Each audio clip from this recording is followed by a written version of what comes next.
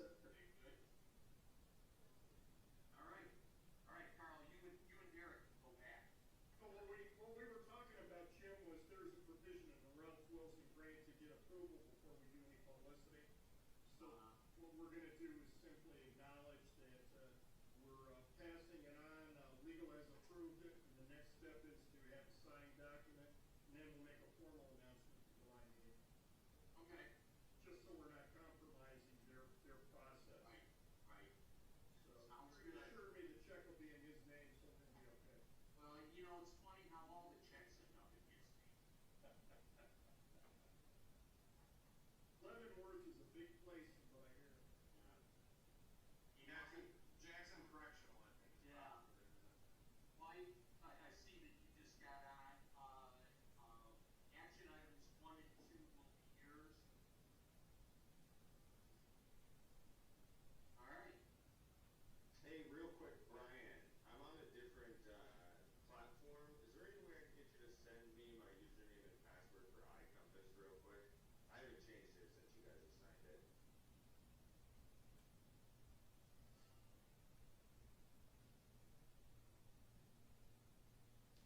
Brian, you're mute. You're not talking to us, even though your mute isn't on. Yep. Nothing.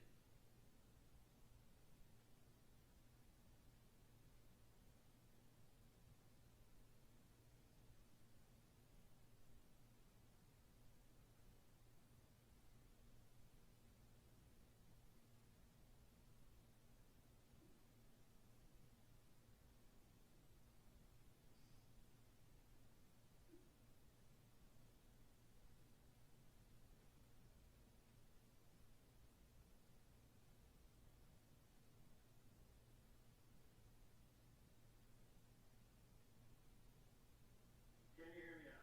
Yes. Okay. Did you hear Jameson's question? I heard his question, but it's going to take me, I'd have to go in and switch his password right now. And I don't know his password. Okay, fair enough. Do you have a digital copy of the packet you could email me? Yeah, give me 1 second here, and I will do that. Okay, that's fine.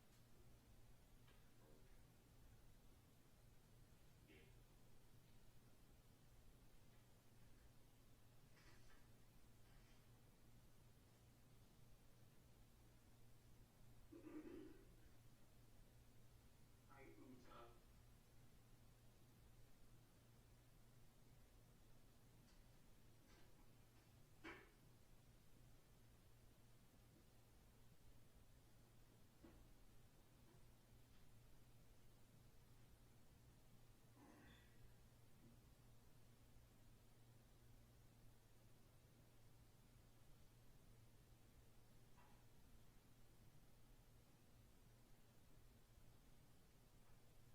It helps if I unmute myself. Hi, everybody.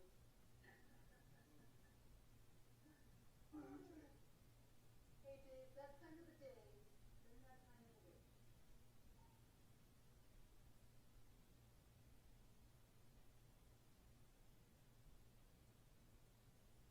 I have all these different things going. Phone with the packet and some printed agendas and water and feel like a little workstation here. Hi, Gail.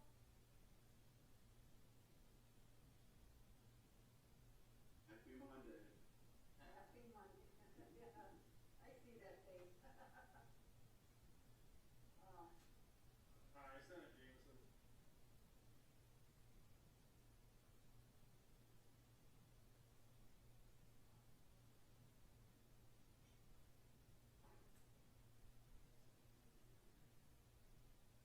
Jameson, if you can let us know that you got it. I'd just rather have you have it there before we start.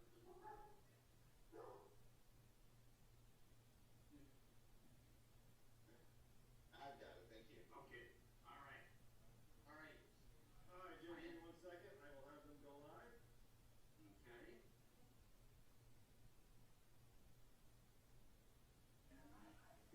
You are live. Thank you.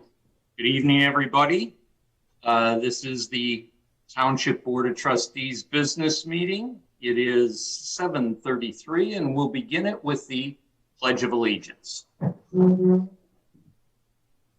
I pledge allegiance to the flag of the United States of America and to the republic for which it stands, one nation, under God, indivisible, with liberty and justice for all.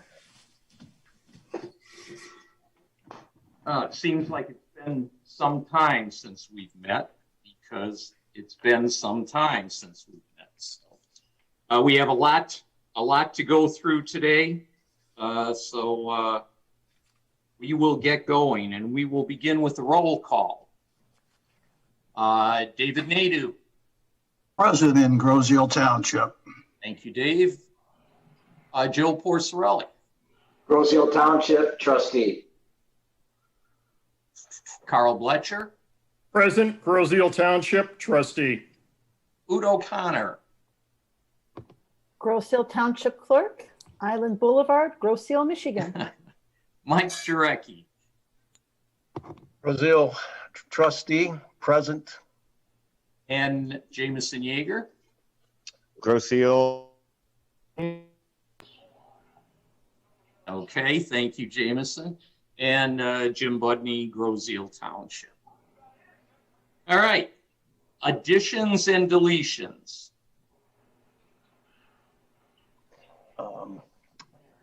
Yes. Still trying. Oh, So I don't have the addition or the action item in front of me, but we have the action item number. But we have the action item regarding the township manager and DPS. yeah, those, they're all on there. And there's some procedures. Supposed This to is, follow Jameson, this is So additions and deletions. I'm ahead. Okay. All right, Mike, I think you were going to say something. Yes, I would like to add a action item to approve a RFQ process to hire a engineering bridge consultant that specializes in swing span bridges, and for an amount up to $25,000 for approximately 12 months, with the ability to renew that under the same terms with board approval, but the terms would be negotiated to remain the same, the hourly rate, in the event we wanted to extend that. The reason for it. Well, Mike, first we need no history yet. No, we need a support. Support. We have a support. Okay, what's the purpose of this? The purpose of this is to put the board and township management in the best possible position to understand the longevity of the service life of the bridge following the major repairs that are supposed to take place between now and the end of fall. Okay. All right. Now, we don't want to get into the issue itself, because that'd be if it's an action item. Yes. We'll deal with that. What we have to deal with is whether we're going to add it or not. Okay. Any comments from other board members? Joe? Oh, I'm sorry. You looked like you wanted to say something. Anybody have any comment? But I guess I will, Jim. I'm sorry. Okay. I apologize. Yeah, I thought I saw you coming like you were Yeah, I going mean, to talk. we've been over this a few times. I just think it Yep. needs to go to an action item so we can at least talk about it there. I think it's important enough for that purpose. That's all I'm going to say. Okay. Anybody else?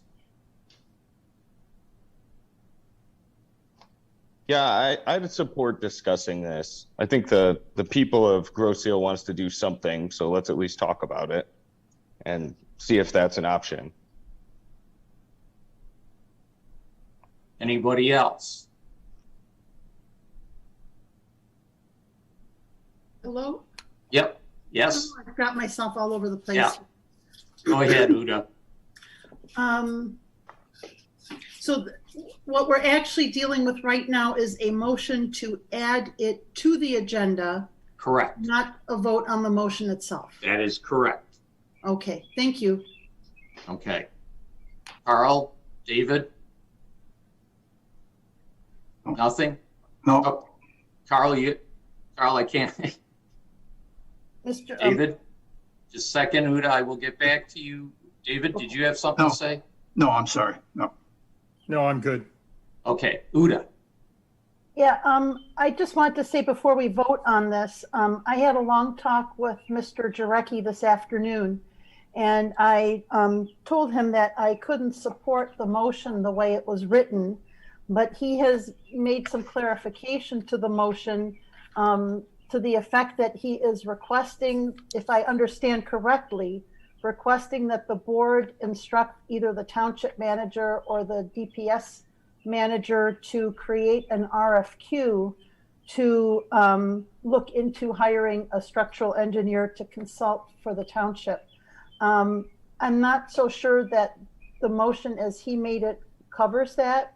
So I just wanted to put that out there. Okay. Yeah, that is different than the information that was given to us. So you've caught us a little bit unprepared, Mike. But thinking of what you're saying, it takes it a step back, I guess, in going out for an RFP. But going out for an RFP or going out and just hiring somebody right away, it doesn't change anything from my perspective. We're still ending up with somebody who's going to give us information that I don't see. I don't the value to the information.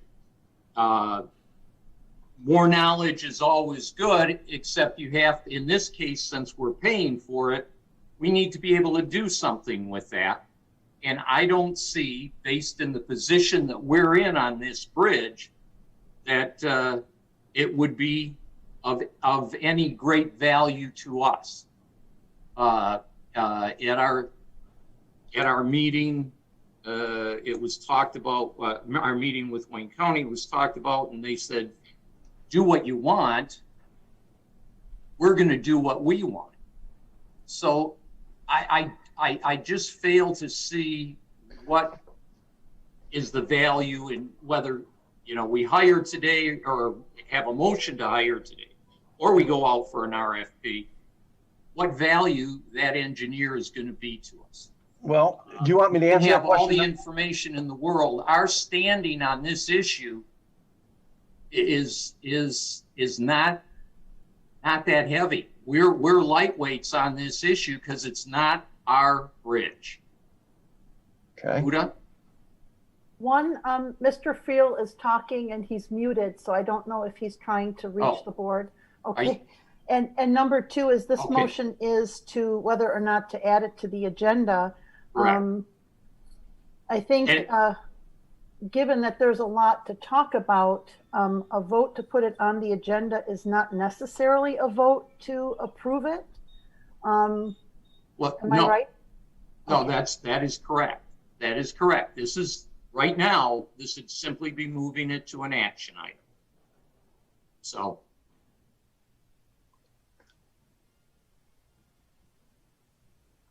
Do we need a motion? No, I think you gave us the motion. Oh, okay. You gave us the motion. We have the support. I just want any comments. Okay. Not seeing any. We shall vote on it. I have a comment, Oh, okay. Mr. Supervisor. Yes, sir. I'm sorry, guys. My connection's kind of poor, so if you can't hear me very well, I apologize. My only comment is I think we need to talk about it because there's an infrastructure bill in DC and there's an infrastructure bill at the State House. And both Jameson, We're not going to make the you're- list you're- on the infrastructure yeah. bill. You're cracking up, so we didn't hear what you said. I guess, can you hear me better now? Now you're okay. Okay, so there's an infrastructure bill in DC and there's an infrastructure bill in Lansing. And if we go forward, we're not going to make the infrastructure. Well, I'm sorry, Jameson. You keep cutting in and out. All right. I think what Jameson is saying, it's worth the discussion. I think that's what he was getting at. That's fair. Yeah. I mean, that's very, very compact. I think that's what he's getting at. Any other comments? Okay, with no other comments, we will. This is a vote to see if we put the motion to go out for an RFP for a bridge engineer, and I'm condensing what Mike said, but that is to put it on as an action item. Does everybody understand that? Yes. Thank you. Okay. Yes. With that, Mr. Nadeau. Nay. Fair. Joe? Yes. Carl? No, not in its present form. Uda? I think it's worth discussing. I'm sorry if this is going to make our evening long, but I think we need to discuss at least the nature of the new motion and what it can and cannot entail. Okay, Mike? Yay. I would have guessed that. Good guess. Jameson?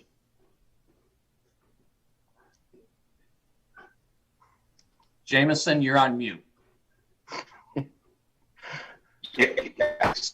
Yeah, he said yes. I could hear him. For Thanks. real. Well, Jameson, could You're on you mute. say it again? Because I didn't hear you. Yes. Thank you. Told you. See that? No, Joe, you're right again. I'll go along with the majority. I'll go along with the majority. You wanna talk about it or discuss it? We'll put it on as an action item. It'll be action item number 10. Thank you. That Hey, takes Jim, care of- before we get going, Brian Friel, can I ask you to send me a document, a Word document of the meeting deck tonight? Because I'm having a hard time pulling things up. And I know I got to read a few things. Is that possible? I know you sent it to Jameson. I can send you a PDF. That'd be great. Okay, yeah, no problem. Perfect. Thank you. Sorry about that. Okay. We all set? Any other additions or deletions? Mr. Supervisor, Yes, sir. Mr. Nadeau. I would like to add consent agenda number 7 to amend the income and asset threshold guidelines as a result of a change from the audit for minimum requirements.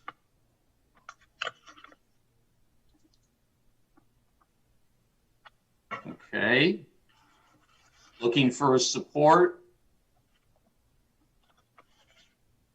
I will support. Go ahead, David. Okay, thank you. The state of Michigan, and this is a previously approved, the poverty guidelines for the township, which was previously for the 21-22 year, previously approved by the board. And as a result of a Michigan Department of Treasury review, they have asked that we remove a phrase from our from the threshold guidelines. And we had in We previously had in our guidelines, the phrase, unless the Board of Review determines there are substantial and compelling reasons why there should be a deviation from the policy and or the township and state guidelines, and these are communicated in writing to the claimant. The state has requested, as a result of their review, that phrase be eliminated. And David, where was that? Where was that? Where are we taking it out of? Oh, the last paragraph. Be it resolved? Be it resolved. Okay, thank you. Yep. Any questions on that? Hearing none. Yeah, that's just a little wording that we had to change from the by state mandate. So that's why it had to be brought forward, because we have already approved it. So with that, we'll vote on that, amending that. Joe Porcerelli. Aye. Thank you. Carl Bletcher. Aye. Uda O'Connor. Aye. Mike Jarecki. Aye. Thank you. Jameson. Aye. David Nadeau. Aye. And I vote aye. So that will be added to the consent agenda. It will be consent agenda number 7. Speaking of consent agendas, first of all, can we get a motion to approve the agenda as amended? Jim, I'm sorry. I had one other item I wanted to talk about. I kind of got caught off guard with the first one. Oh, okay. I was just... Addition or a deletion? Addition. I just thought as a group, with so much going on the island right now, and so much need for, infrastructure repair, et cetera, that I thought it would be a really good idea in trying to run this place like a business / municipality, that we kind of had a little bit of insight into the future in terms of our financial plan.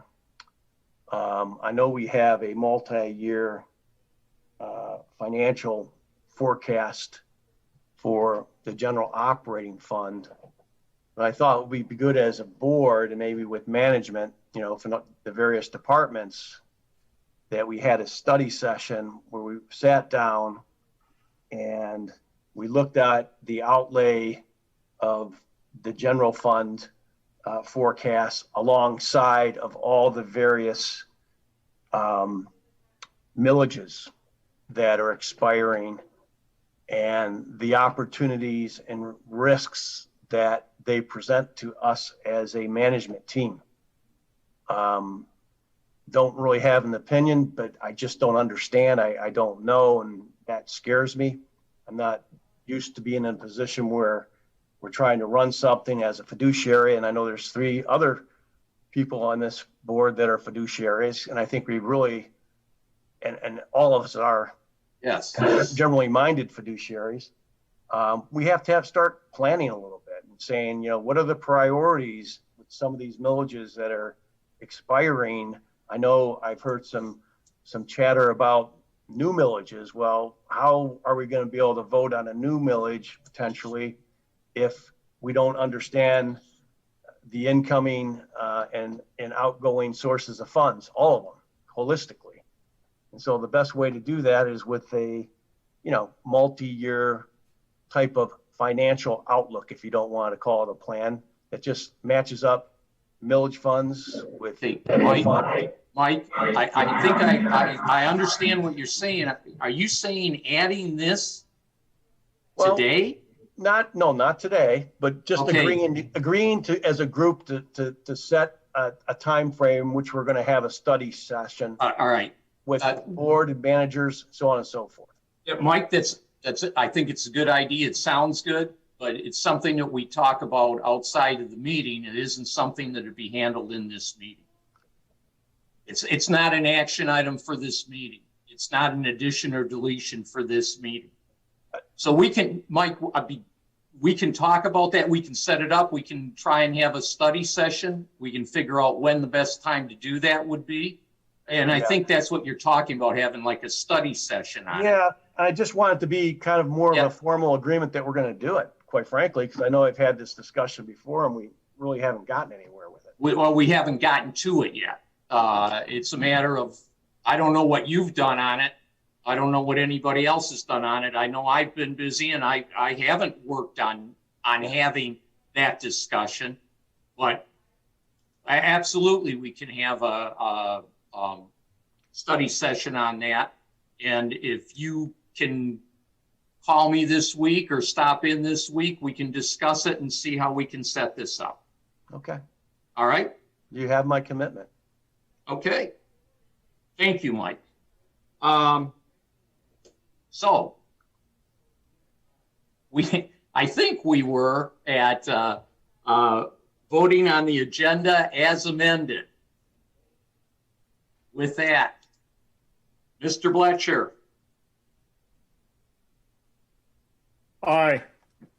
Thank you. Uda. Aye. Mike. Aye. Jameson. Aye. Thank you, Jameson. David. Aye. Joe. Aye. And I vote aye. So we have, just to clarify, we have two new items, one consent agenda item, which will be consent agenda item number 7, and one action item, which will be action item number 10. With that, we move to the consent, I'm sorry, I almost did it again. It seems to me I did this last time. I almost jumped over the public comment. Public comment. Okay, I will start with Maureen Flavin, seemed to be the first name up. All right, Maureen. Hi, my name's Maureen Flavin. I live at 17550 Park Lane. I wanted to talk about the agenda item regarding the appointment of a township manager. I have nothing against Mr. Till. Yep, go ahead. I have nothing against Mr. Till. My issue is that the township is not following the approved hiring process. Section 3.6 of the Grosville Township Administrative Policies and Procedures Manual speak to the process that the township shall implement when there's a vacancy. It doesn't say should, can, or may. It says shall throughout that paragraph. Now, I've also read that because of Section 2.1, the board believes that it's exempt from following the rules because Section 3.6 is silent on promotions. The board also believes that because of the perceived silence, it is able to make adjustments and take actions as appropriate.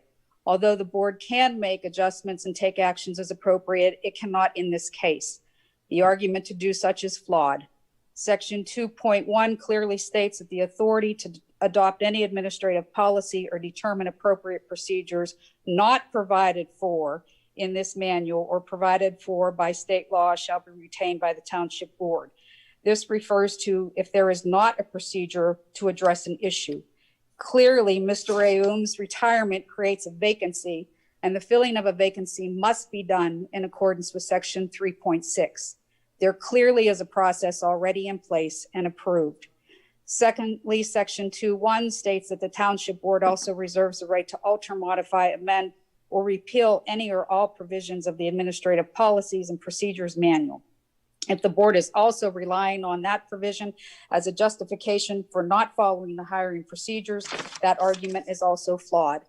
No provision of any administrative policies and procedures can be altered, modified, amended, or repealed without board approval. If that was not the case, there would be no reason that Section 2.1 would speak to the remedy if a procedure was not provided for in the current policies. Appointing an individual in the position of township manager without following the hiring policies and procedures of the township when a vacancy exists is a violation. As a taxpayer and a professional in this field for over 27 years, this is an actionable and reportable event. Furthermore, if vacancies have been filled in the past without following the hiring procedures, it was inappropriate, reportable then as well. Thank you.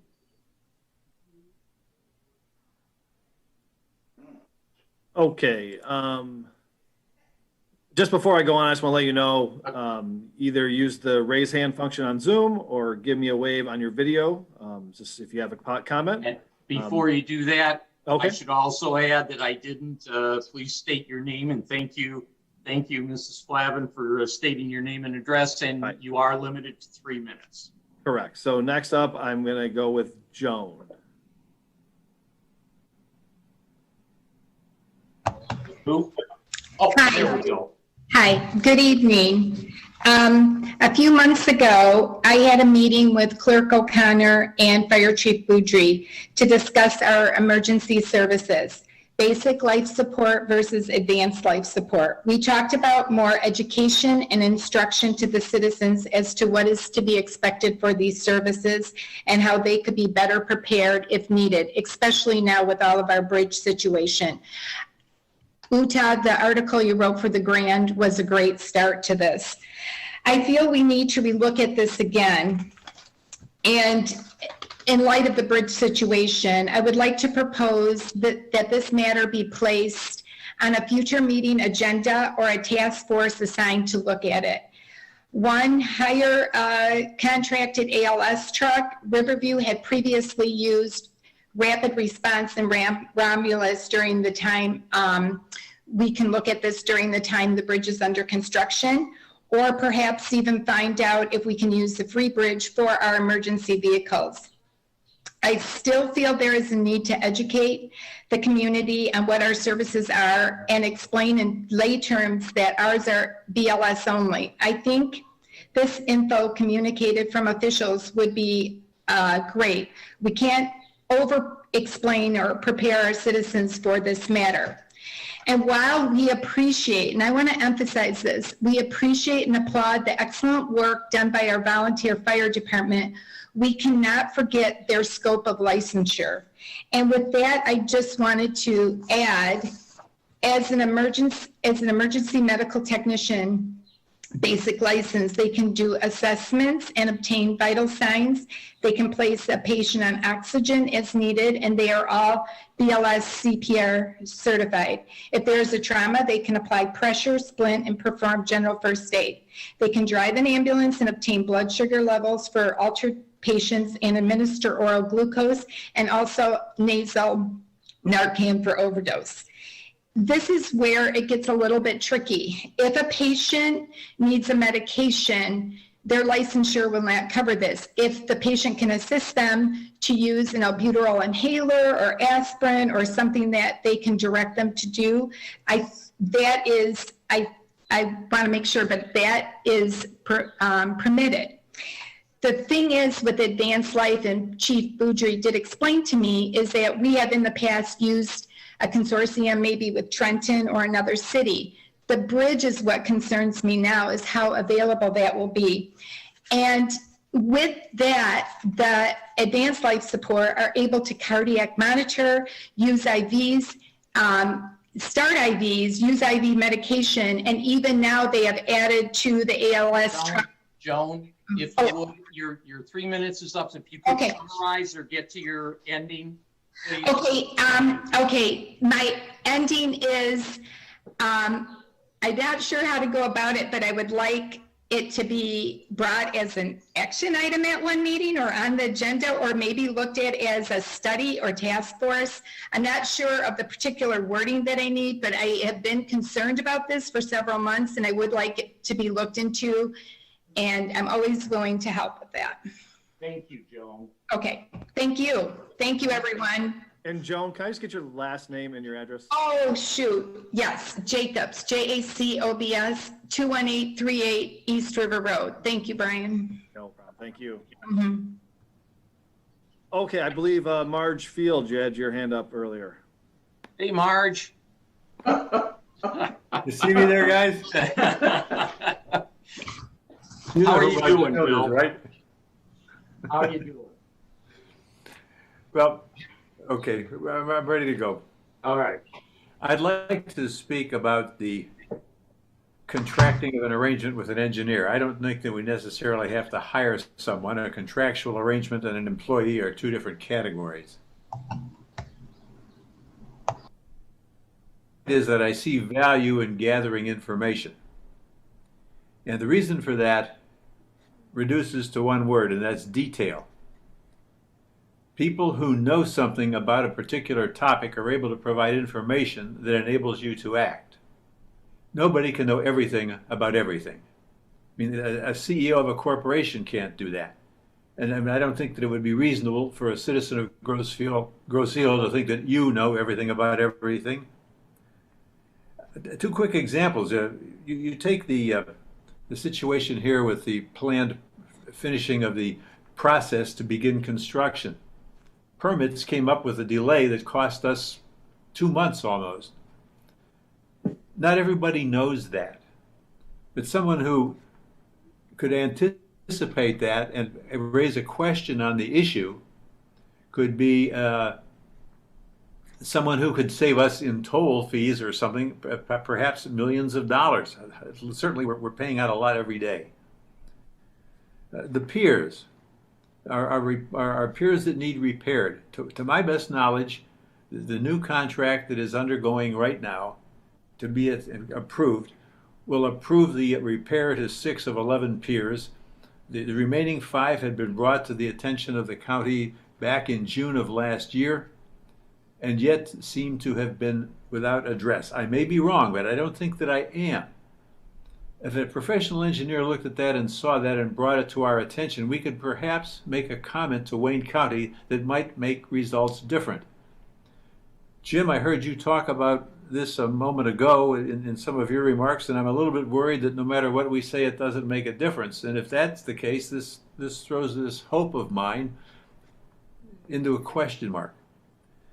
But the point is that this thing isn't a difficult situation for someone who's the decision maker, who's supposed to be making decisions on our behalf, to undertake. All of us do this in our own lives. How many doctors do each of us sitting here tonight listening to this have for whatever specialty? We have lawyers, we have tax accountants, we have people who do repairs on our automobiles, which is one thing, on our home, which is another, on our boats. We have insurance agents. All I'm basically pointing out here is that in the same way that we have specialists in various abilities to handle our lives because we don't know it, to take the same thing as decision makers for the benefit of this community and do the same thing for the welfare of the people we're making decisions for. That's the main point. Now, there's one other point that just I think is important to observe here. Bill, Yeah. you're at your 3, so if you could just wrap up, please. Okay. The citizens of this township have recently responded to a Grosse Ile Civic Association post about this very issue. We have over 200 people who have thought that the idea of an engineer is a good thing to consider.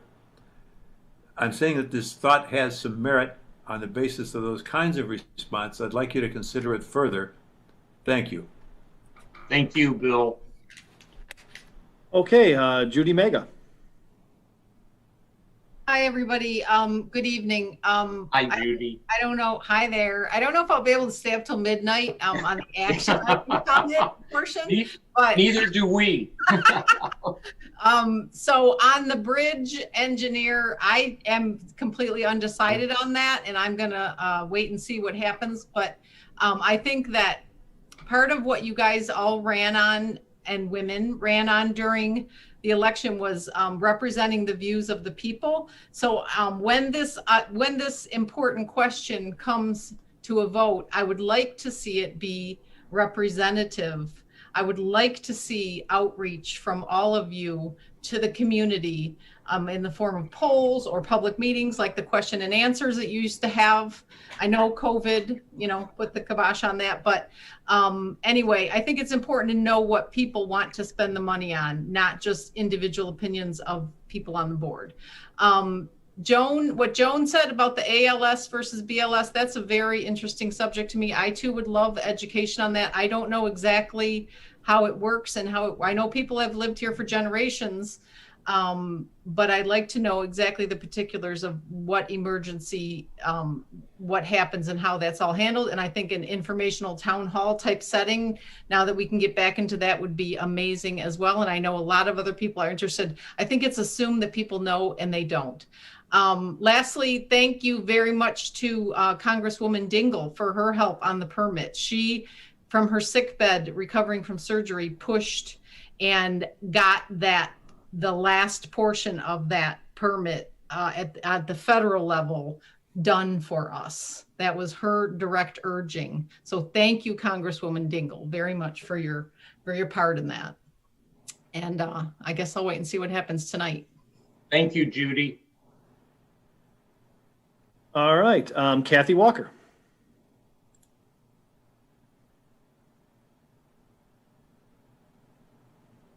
What happened to Kathy? Unraised her hand. Okay. Can you hear me now? Oh, there you are. There we Hi, go, Kathy. finally. Listen, I want to say a couple things about the bridge, but kind of a different twist. First of all, I'd like to thank Mr. Smoke, because without him, we'd be landlocked. We'd have a real problem. And I know it's a lot of money every day and everybody's complaining, but I keep thinking of Harson's Island. We were there about 3 years ago, and it was $10 for the little trip. And I think $4 is a pretty good deal. And I thank him for that. And we all know how important the bridges are here. Everybody, we live by that. So I would I would support having somebody kind of protecting our interest, an expert, because if those 5 piers are bad, we've got one bite at this apple. I don't think that Wayne County's going to be willing to come back again and do more for us. So why can't we get as much as we can in one with the first bite? You know what I'm saying? And so I would like to see the board look into hiring someone hourly or however you'd prefer, just to see that our interests could be represented, a little stronger. And lastly, I'd like to know when the board meetings are going to come back live. I really would prefer them live than Zoom. I mean, I know Zoom worked great for everything, got you through COVID, but isn't it about time we get back into the boardroom? We're close. We're close, Kathy. Well, how many people need to be vaccinated? Everybody's vaccinated almost. When do you think it's going to happen, Jim? Well, I'll talk about that at the end of the meeting. At midnight? Well, yeah. Yeah. Send me a note. Okay, listen, thanks again. And, good seeing everybody. Bye-bye. All right, Jason Tackett. Sure. Can you hear me, Jim? Yes. Yes, Jason. This Go is ahead. Jason. Great. Thank you. This is Jason Tackett, 27321 West River Road, Grosse Ile. Just 3 quick points. First, I support the hiring of an independent inspector. We need to hold Wayne County accountable, especially since they've already put our safety at risk by falsifying records. So I think this is money well spent that at a minimum gives me and my family peace of mind when we cross the bridge. And secondarily, put some pressure to ensure this is done right and correct and give us additional insight and information, since we can't trust the information that we've gotten so far. I am glad that it has started. And so my second point is I hope that township officials are calling and emailing our state reps to continue to put pressure on finishing the bridge on time. And I think public comments that have been made by Wayne County officials seem like it is in a sense, don't have a sense of emergency. So I hope we're all emailing and putting pressure. And third, I support Joanne to review the advanced medical support equipment and training to ensure it aligns with other cities, and in fact it exceeds that of other cities given the bridge issues that we have. Thank you. Thank you, Jason.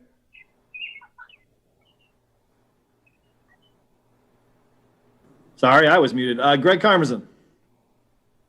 Greg, hi. Greg, you're on mute.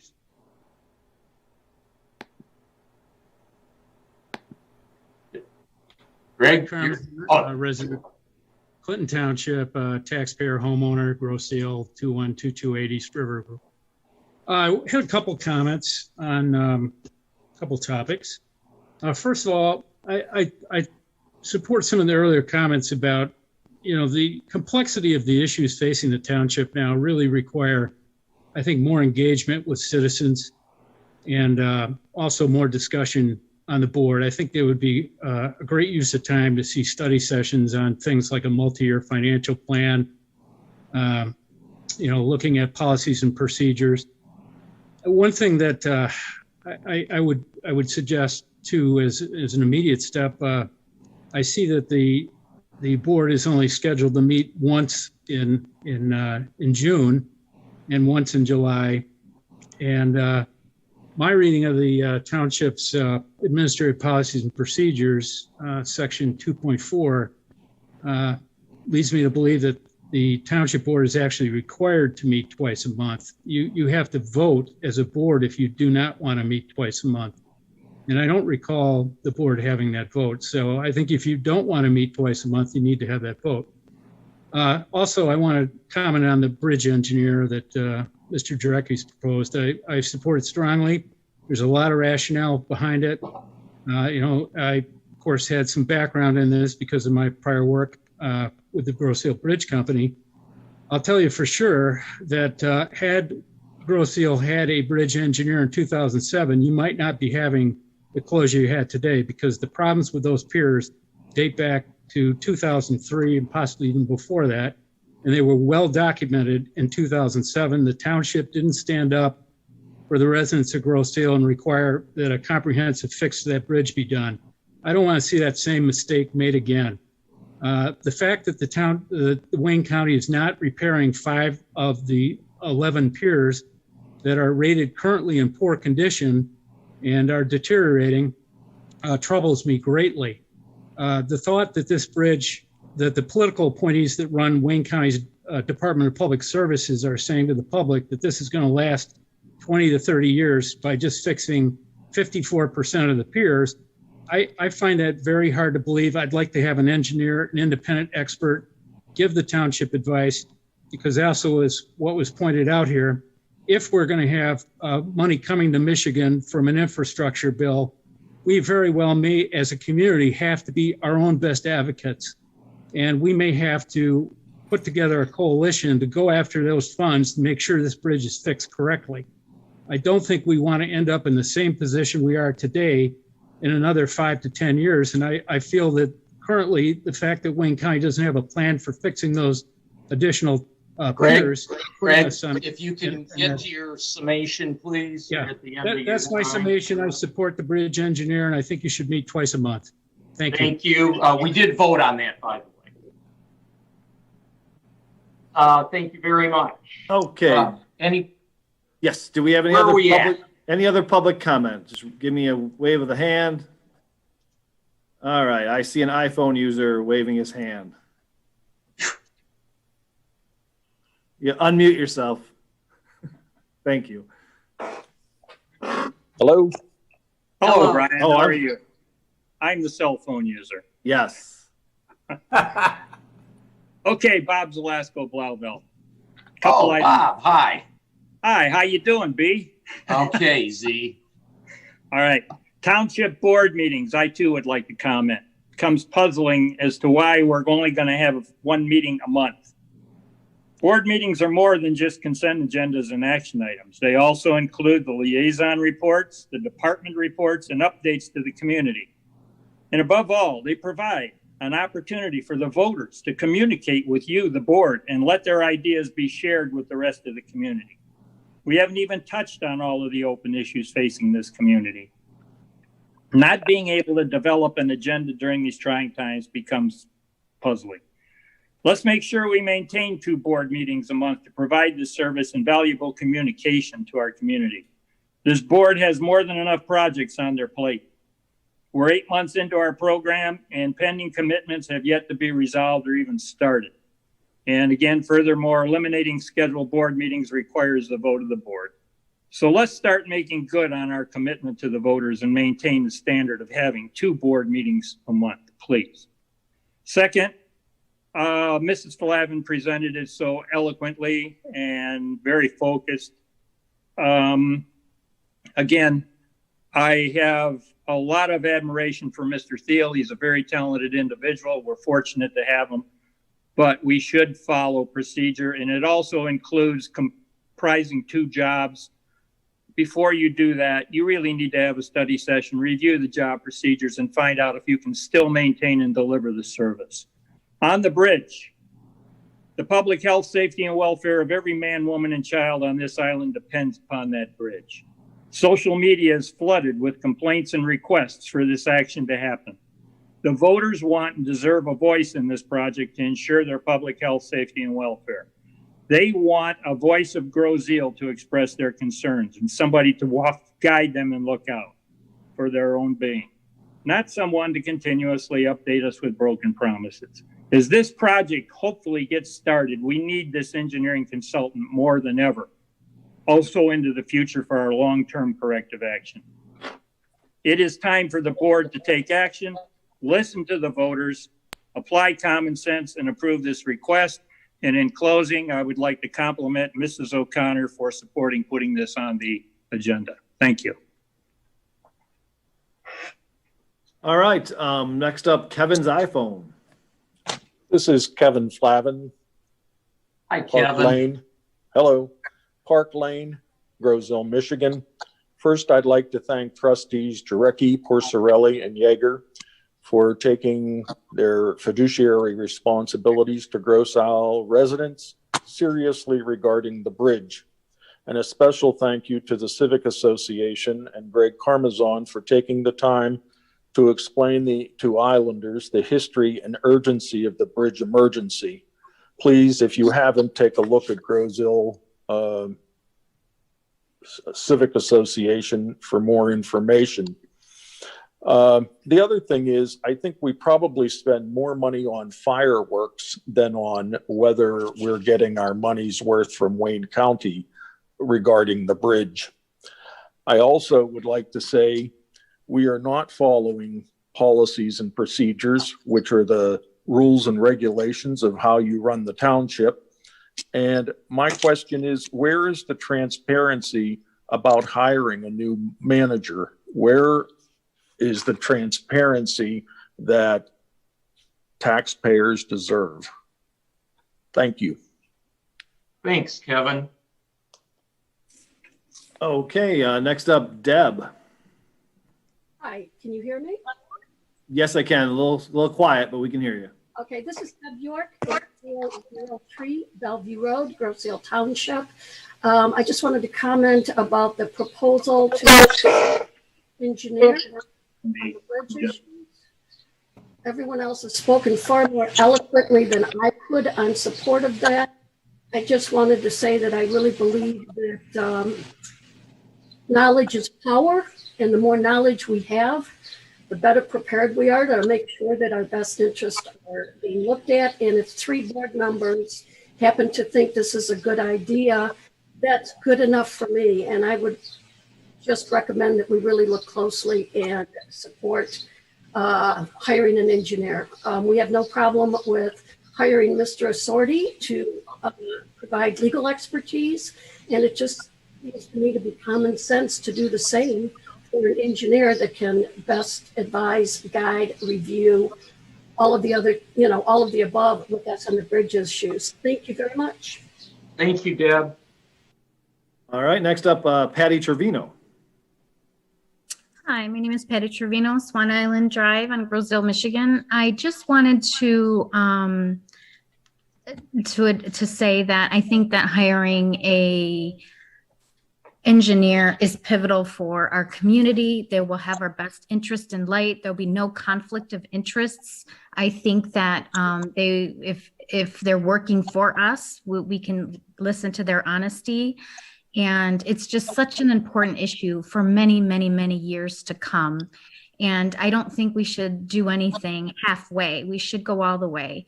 And we have to be more inquisitive and research what Wayne County is telling us. The other thing that I want to kind of speak on is what Ms. Flavin had indicated earlier. And and this is the first I'm hearing about the replacement of our township manager. And I think that the rules need to be followed. I think this is an extremely important position. I'm a novice to Groseal politics, but to have an appointment of a township manager is extremely important, and rules must be followed. And I think the community should know what is going on and what is being said and what the process is. Thank you. Thank you. Okay. Do we have any other public comments?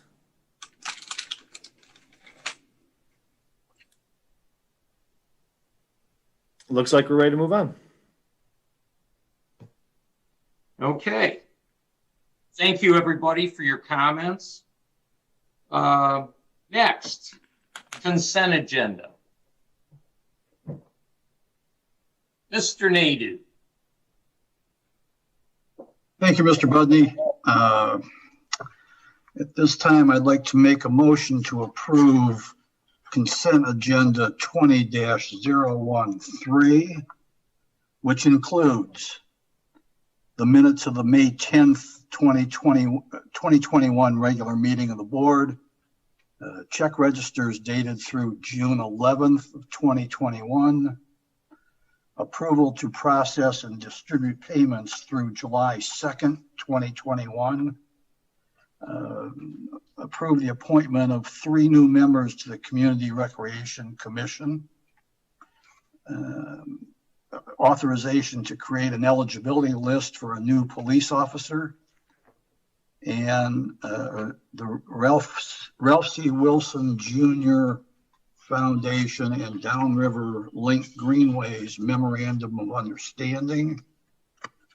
And item 7 is amend the income and asset threshold guidelines due to the AMAR review.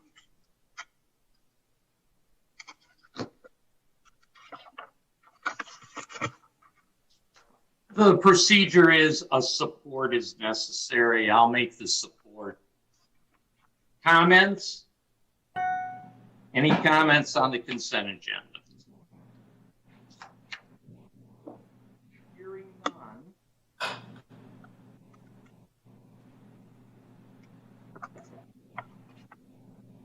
Hearing none. We have a motion to approve consent agenda 20-013, which includes the minutes of the May 10th, 2021 regular meeting, the check register dated through June 11th, 2021, approval to process and distribute payments through July 2nd, 2021. The motion includes Community Rec Commission members, 3 new members, authorization to create an eligibility list for police officers, the Ralph C. Wilson Jr. Foundation and Downriver Link Greenway Memorandum of Understanding, and the amended income and asset threshold guidelines due to the AMAR review. Mr. Supervisor? Yes, Ms. Can I just ask that we do announce that we were approving to accept Stacy Damon, Marissa Nicely, and Keith Fuzinski to the Community Recreation Commission. And you can do that. If this motion goes through, welcome aboard. Yeah. Thank you, Ute. With that, we will start with Mr. Jarecki. Muted, Mike. Mr. Jarecki. Mr. Jarecki. You're on mute, Mike. You're on mute. Just get there you go. Sorry. Thank you. That. Yes. Yes. Okay. Thank you. Jameson. Aye. Thank you. Joe. Aye. David. Aye. Uda. Aye. Carl. Aye. And I vote aye. Consent agenda passes.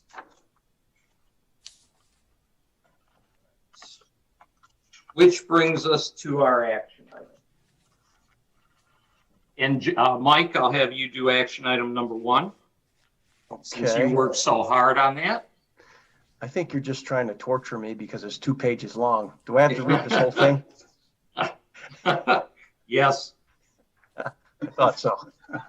I just would like to say a couple things before I do that. This is a really important resolution to the island residents because we are making an attempt in conjunction with Wayne County because they're very much behind this as well in the weekly meetings that we've attended. And Joe Palomera is also a strong supporter of this and is hopefully going to help get something done similar at the Wayne County level. And I guess I'd also like to say thank you to Brent Harden for his help putting this together.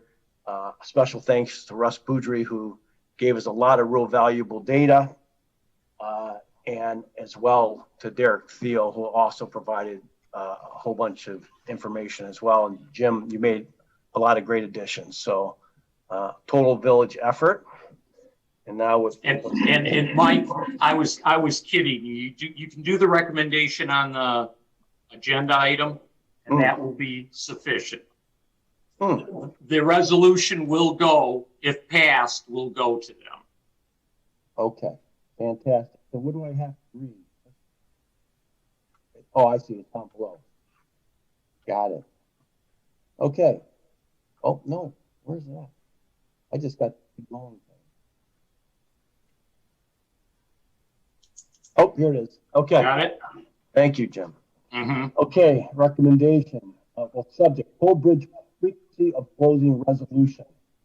Resolved by the Groseville Township Board of Trustees, a request to the United States Coast Guard to pivot the non-emergency opening and closing of the Groseville Toll Bridge during reconstruction period of the Wayne County Public. Mike, we can't hear you. Yeah, Mike, we couldn't hear you. Okay. If you don't mind, I'll read it and see if it comes in any clearer. Go right ahead. Yeah, you were muffled. You were muffled. I don't think the people could hear you. All right. Sorry about that. That's okay. Please go. Resolved by the Groseville Township Board of Trustees, the request to the United States Coast Guard to prohibit the non-emergency opening and closing of the Groseville Toll Bridge during the reconstruction period of the Wayne County Public Bridge. Any comments? Yes, Uda. Yeah, and maybe Dale can follow up with me. I believe we have done this before, correct, Dale? When there was construction on the county bridge the last time, we were able to gain the support of the Coast Guard for such a resolution. That is correct. They did limit what they would let happen, but we asked, and they helped us out some. So it's definitely worth doing.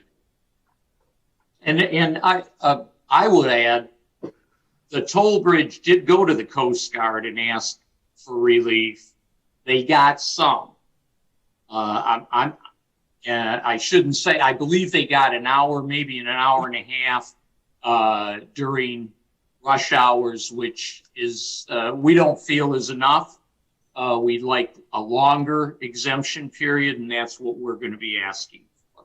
And as Mike said, we have the Wayne County DPS department, as well as Joe Palmera, our Wayne County Commissioner, in favor of this also. Any other comments on this? With hearing none? Brian's got his hand up. Yeah, Jim, just 1 second. I know you read the motion, Jim. Did you get a second?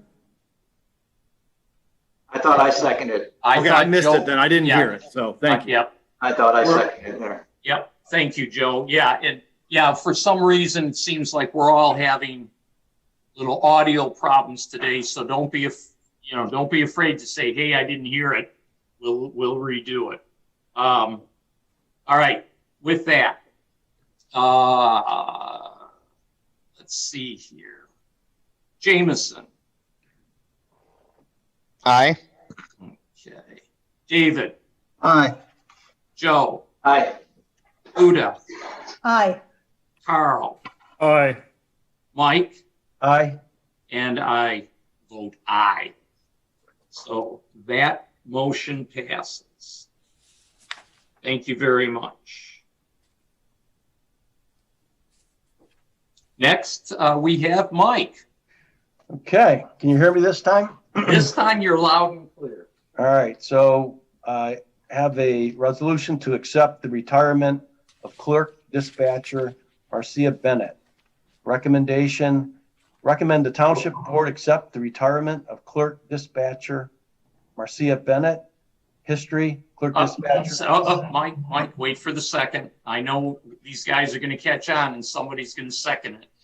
Okay. So moved. Thank you. Okay, All right. Mike, go ahead. All right, the history, Clerk Dispatcher Marcia Bennett has decided to retire from the Township Police Office or Department after 24 years of service. Her retirement date is June 1st, 2021, and she will be dearly missed.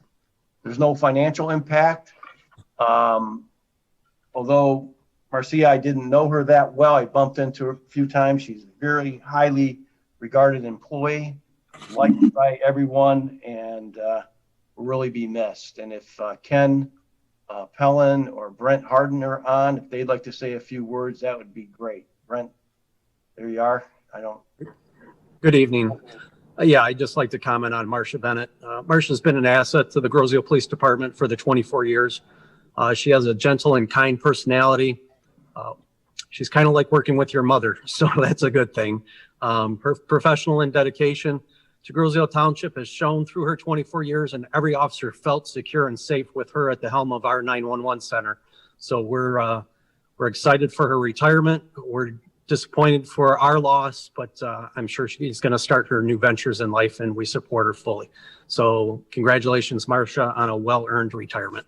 Thank you, Mr. Thank you, Director. Brett. Thank you. Thank you. Anyone else? Yes, Uda. Well, I know I'm not the police liaison, and I was not the fire liaison until recently, but I know anytime I came into the police dispatch area, when Marcia was on duty, she always made me feel very welcome as not just as a resident, but also as a public official. And I know that she was always very open and friendly with the residents that came in. And that is not always the case when people come into a public safety dispatch office. So I just wanted to wish her well and thank her again for just being the kind of woman that she is. Thank you, Uda. Anyone else? Carl? Jim, I just wanted to echo Uta's thoughts and Brent's. I had the pleasure of working with and knowing Marcia for over 22 years and remember her hiring. We made a good decision then. She's proven that it was a good decision.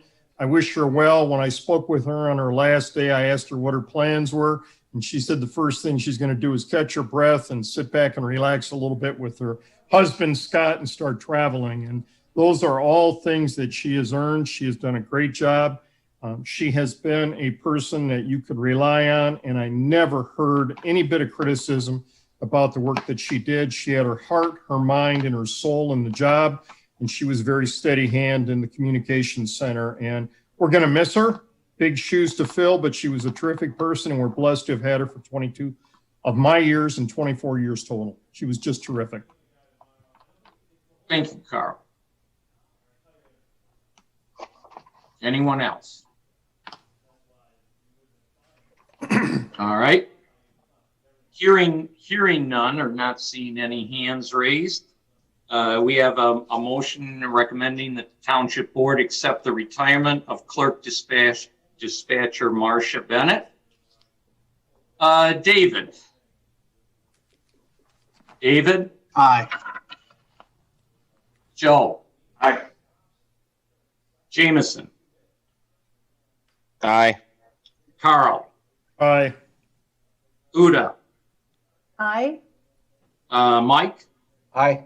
And I vote aye. Marcia, enjoy your retirement and thank you for all your years of service to the people of Groseal. All right, now we move to the David Nadeau show. Mr. Nadeau, if you would, please.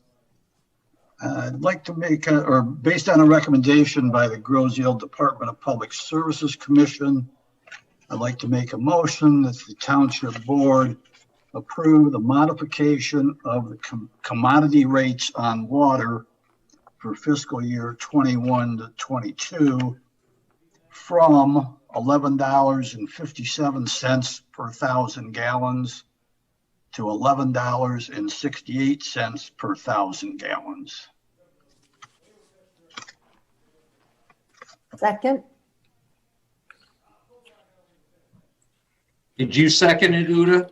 I did. Oh, thank you. David?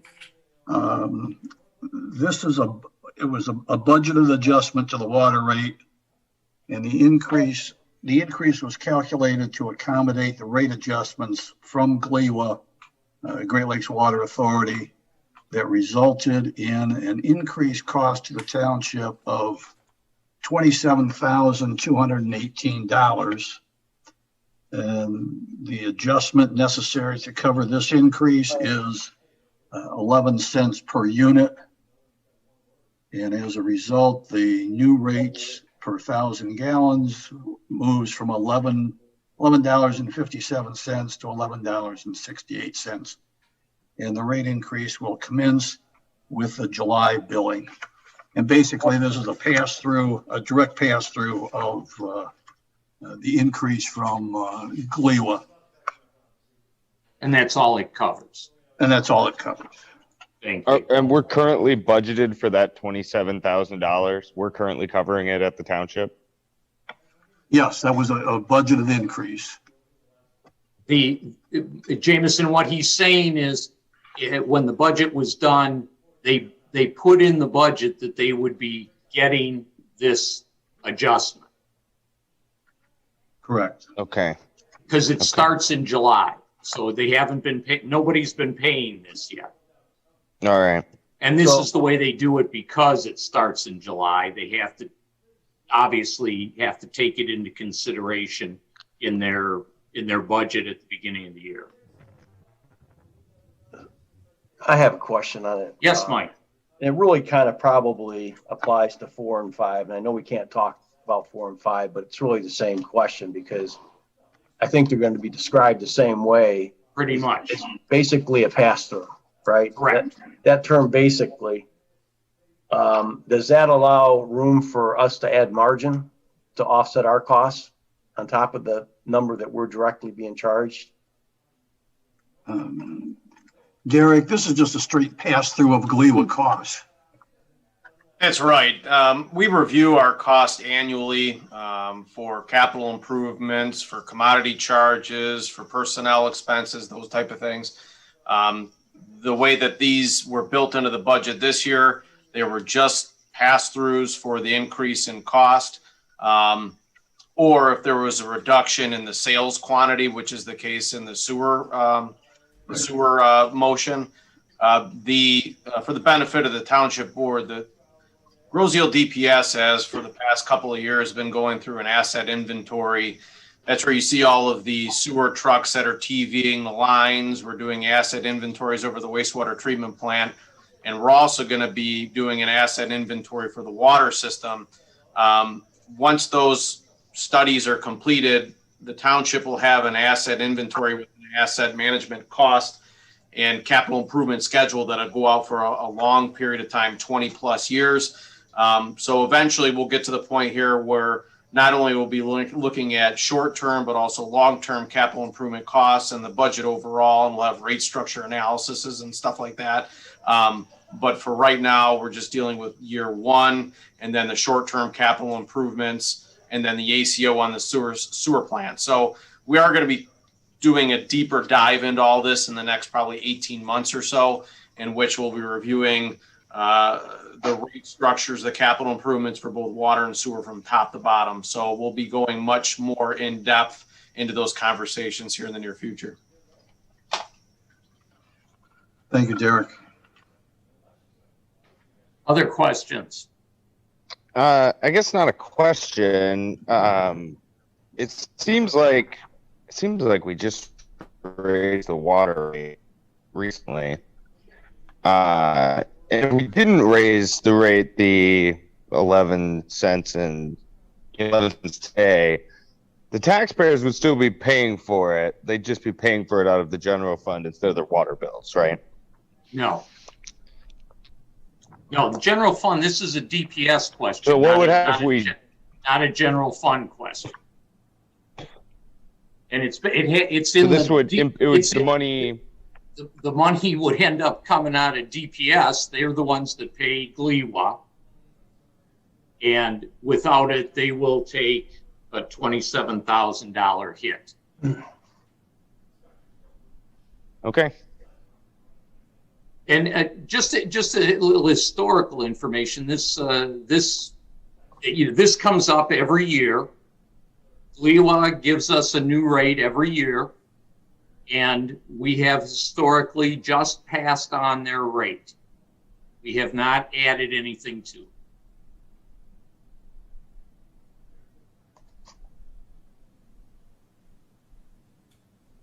Other questions? Do you go ahead, Jameson. I think previously we discussed that historically there was typically we pass on the rate, but at one point there was some of the cost of the operation of the water system built into the unit pricing, wasn't there? Oh yeah, we'll make other adjustments. This adjustment here, and David, you should be talking about this. Yeah. This adjustment here is strictly the increase in water rate. Okay. Is that right, David? There's nothing in here for costs internally within the township or the DPS department. It's a strict only a pass through of the water rates, direct water rates from Great Lakes Water Authority, which is what they charge us for the water we receive. Just to clarify, we do have the ability to adjust the rate to fund capital improvements on an annual basis. We try to keep the rate adjustments as low as possible to try to keep the rates to our consumers as affordable as possible. One of the largest complaints we get is about water rates, so we try to keep them low. Unless we have a capital improvement on the horizon or if ends don't meet for other reasons, we can make those adjustments, but we try not to if at all possible, or find creative ways to fund capital improvements, like if we have a bond that's dropping off, like we most recently did, the Meridian Road project and the Church Road project. We had a bond fall off, so we reissued a bond, and that bond is being paid for through the rate structure as was currently set. So we didn't increase the rates in order to cover that capital improvement. So to Mr. Jarecki's point, we can cover capital improvements. We can adjust the rates to accommodate capital improvements and other increases in cost. But we try to keep the increases as low as possible while still maintaining safe water and a very aggressive capital improvement schedule. But annually, we at least try to pass along the increases that GLEWA pass along to us so that we're not having to accommodate the increased cost internally, at least within our operational budget that they pass to us. Yeah, I understand, Derek. And I know that our water system needs work. All of our infrastructure does. I just thought previously we discussed that the rate our residents pay for water isn't exactly the same rate per unit that GLEWA is charging us because there's some operational cost built into it. Correct. Our overall water budget is in excess of $3 million. Our actual cost to GLEWA is right around a little over $1 million. That's the cost to purchase our water from GLEWA. We're a wholesale. So I guess what I'm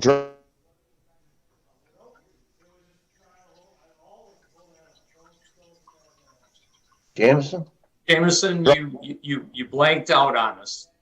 Sorry about that. So what I'm driving at is potentially there's a way in the future for us to try to recapture that 11 cents for our residents in other portions of our water operations, efficiency or, getting rid of leaks or some way that we could get that 11 cents back to them in the future, potentially.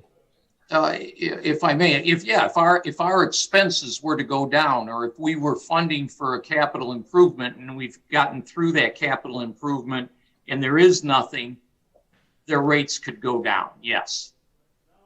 Okay. All right. Thank you. Mm-hmm. Thank you. Any other questions? Seeing none, we have a motion based upon the recommendation of the Groseal Department of Public Services Commission that the Groseal Township Board hereby approves the modification of the commodity rates on water for fiscal year 2021 through 2022 from $11.57 per thousand gallons to $11.68 per thousand gallons. Mr. Jarecki. Yes. Ms. O'Connor. Aye. Carl. Yes. David. Aye. Jameson. Aye. Thank you. Joe. Aye. And I vote aye. That passes. Thank you very much. Action item number 4, Mr. Native. Thank you. I'd like to make a motion based on the recommendation of the Groseal Department of Public Services Commission that the Groseal Township Board hereby authorizes the modification of commodity rates on sewer for fiscal year 2021 to 22 from $4.16 per thousand gallons to $4.24 per thousand gallons.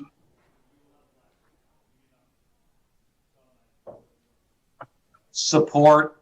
Support. History. For fiscal year 2021 to 2022, an adjustment to the sewer rate was budgeted.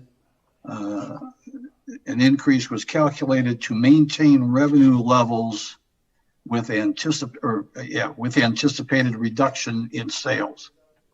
With this adjustment, rates per thousand gallons would move from $4.16 to $4.24 per thousand gallons. The rate increase will commence with the July billing. Okay. Pretty much the same as water, only it's for sewer. It's for sewer, and that 8 cent increase is to maintain our revenues at the to run our wastewater treatment, right, our sewer system. Sewer system, and based on anticipated reduction in sales. Derek, do you have anything else to add? Just that we anticipate, based upon our water sale trends that, or we anticipated in this budget year, that our sales were going to go down from 258 million gallons down to 255 million gallons. So with that reduction, the increase in rates allows us to keep our revenue stream static with what last year's budget was.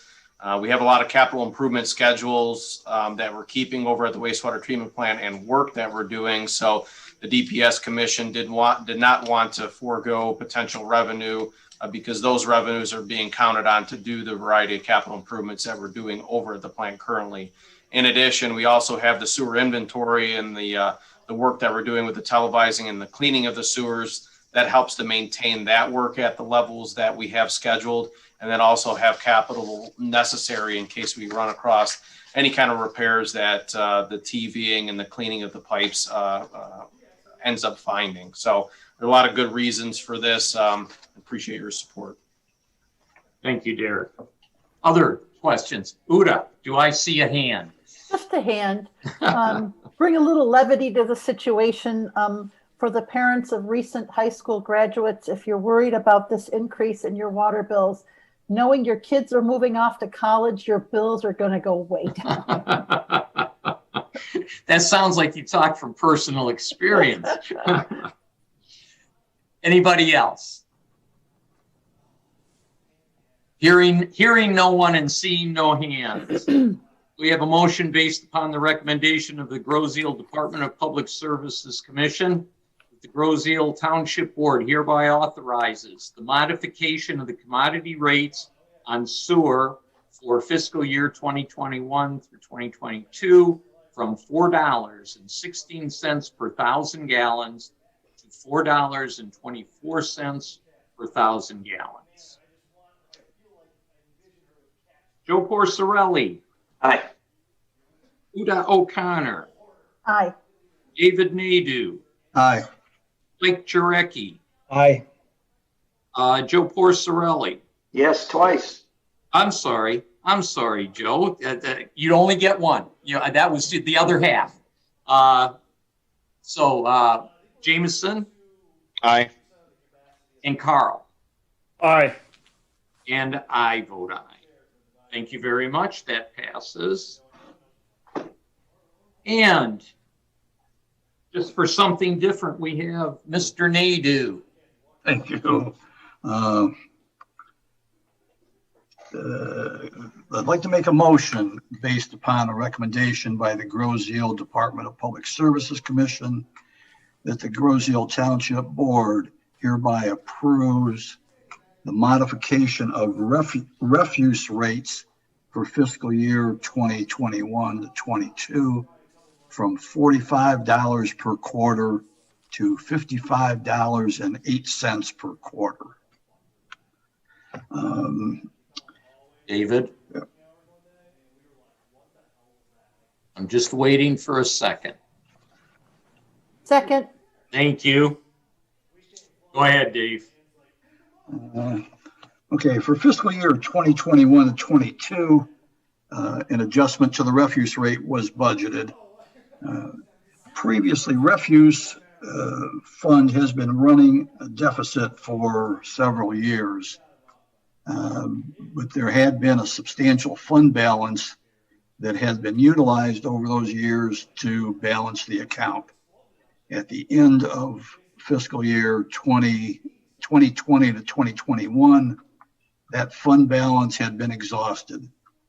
At current rates, the deficit for 21 to 22 would be approximately $159,774. The adjustment addressed in the budget and provided for in this motion is the necessary adjustment needed to balance the account for fiscal year 21 to 22. And that's, all right. That's all right. it. Okay. Any questions? This one is a little bit different. It's the raise is different, but the reason is different, and that is the fund balance. That was a refuse fund balance. A refuse fund balance that had been used to offset any increases in the refuse rate. And at the end of the prior fiscal year, that refuse account balance, fund balance, had been depleted. And so now we're back to our actual rates. Okay. Any questions? Well, I don't love these rate increases. I guess I hope we can find a way to alleviate some of the increased costs of the residents in other ways then, if these are what we need to keep our infrastructure operational. Yeah, we certainly, if anybody has any idea how to take on these extra expenses without getting other revenue, and the only way to do it, obviously, if you don't have more revenue, you have to decrease the expense somehow. It's one or the other, and pretty much all three of these, including this action item, is a is a pass on of the increased cost. And it has to be paid for. So, yeah, it'd be nice, except that is how the township gets the money to pay these expenses, is through the charges to the residents. Guess we got to find an $11 tax reduction somewhere then. Somewhere in the DPS department. Yeah, Yeah. absolutely. Okay. No, and I think you can see from what Derek said and David said, they work very hard. The DPS department, the DPS commission works very hard to make these as minimal as possible, but they can't go into a deficit. Yeah, I'm voting aye. I'm just doing so under duress. No, I understand. As a resident, we all are. Mr. Supervisor, if I may really quickly, yes.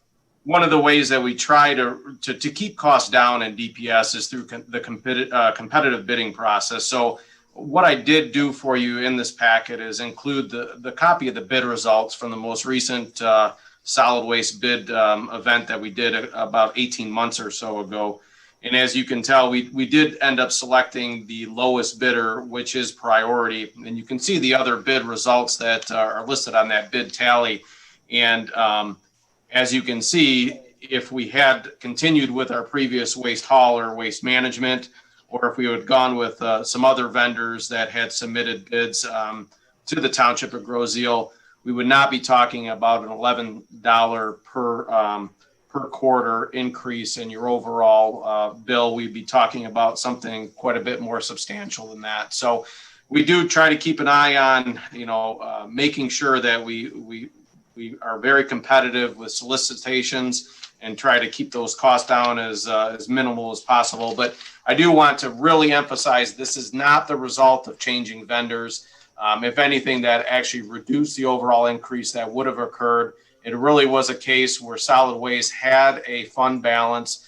Solid waste is not a capital intensive entity. So, basically capital reserves and large fund balances, if there were capital improvements associated with that segment of work, we would have had a good fund balance to help to fund that, but we didn't. That's not a capital intensive service that we provide. So we chose to liquidate that to get to the point where our residents were not paying the increase that they would have seen 2 years ago if we had held on to that fund balance. So we tried to subsidize it as much as we could.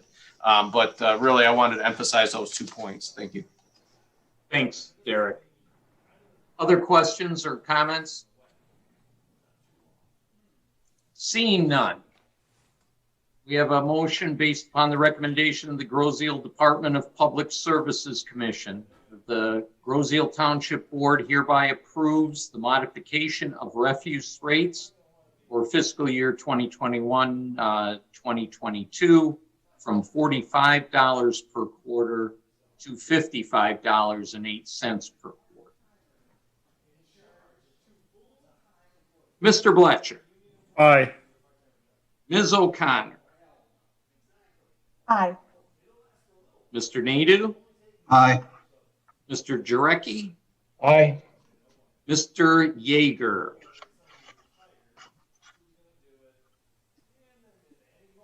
Jameson. We lose him? Did we? Are you talking about me?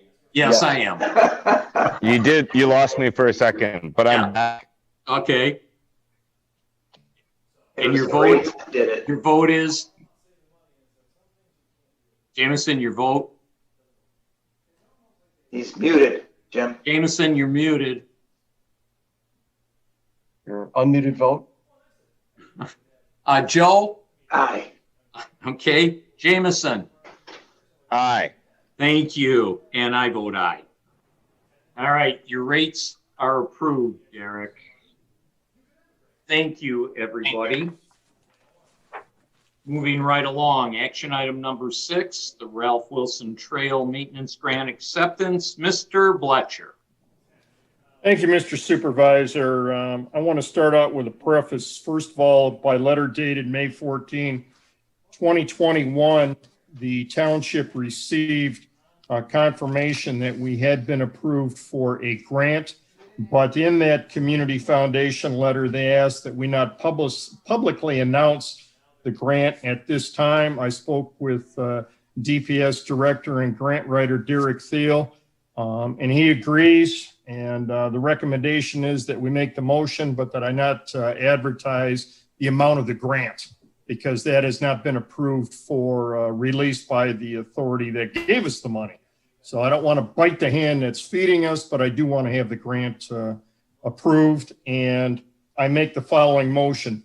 Pending review and approval by legal counsel, the Groseal Township Board authorizes Derek Thiel to execute an agreement between the Township of Groseal and the Community Foundation for Southeast Michigan for a grant totaling X dollars for the purpose of pedestrian path repair maintenance activities.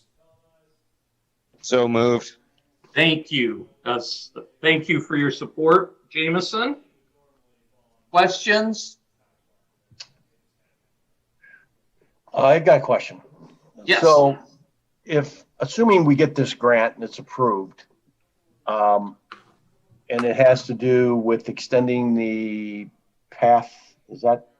No, it's for repairs. No, it's for repairs to approximately 2,250 square yards of bike pedestrian pathway, as well as redecking of the existing pedestrian bridge over Grow Road. Oh, okay. All right. Then I don't have any questions. Okay. Okay.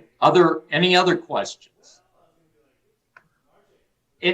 Carl, if you would, I know we talked about this, but it's a little different in that it authorizes Derek Thiel to execute. Could you please just explain why it says that so that people understand? When the grant application was originally made, we received a notice that there was technically a non-compliance. So we were so close to the expiration of the period for the grant, Derek stepped up and issued a grant application, signed a grant application in his name on behalf of the township. Bit of a unusual event, because normally that would be done by either the supervisor and the clerk or the supervisor and the treasurer. But in this case, we were short on time. Derek took the initiative to go ahead and put the money in, or put the application in, and it was awarded to him. But Mr. Thiel does not have the ability to bind the township.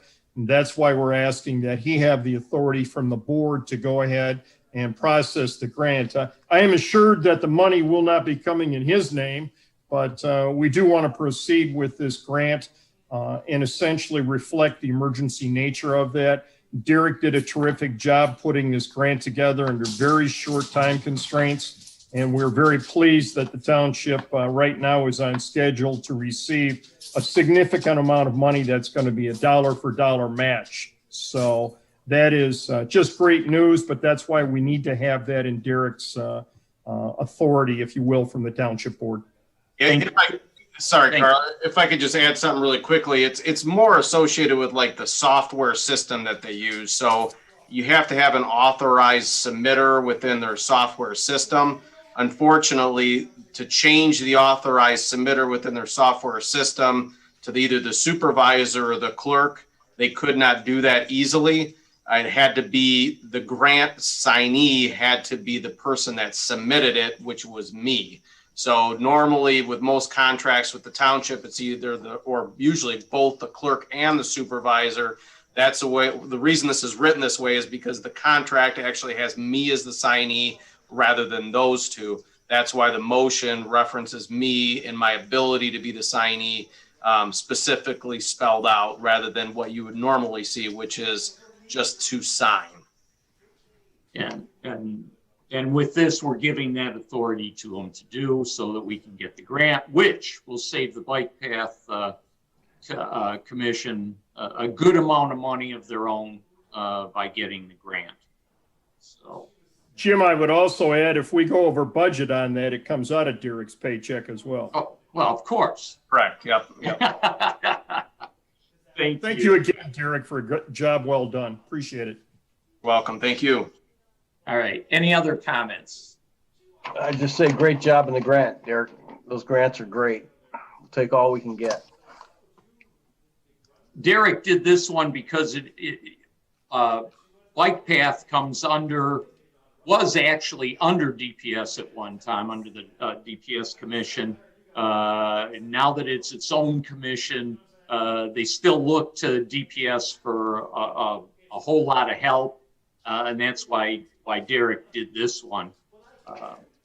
He's not a grant writer for the whole township. Could you get one for the roads, Derek, you think? Yeah. That might be a little bit harder. Yeah. I wish we could find a grant for the roads. Anyway, any other questions or comments? Seeing none. Pending review and approval by legal counsel, the Groseal Township Board authorizes Derek Thiel to execute an agreement between the Township of Groseal and the Community Foundation of Southeast Michigan for a grant totaling X dollars for the purpose of pedestrian path repair and maintenance activities. Ms. O'Connor. Aye. Mr. Bletcher. Aye. Mr. Jarecki. Aye. Mr. Porcerelli. Aye. Mr. Yeager. We lost them again. Jameson. Mr. Nadeau. Aye. Mr. Yeager.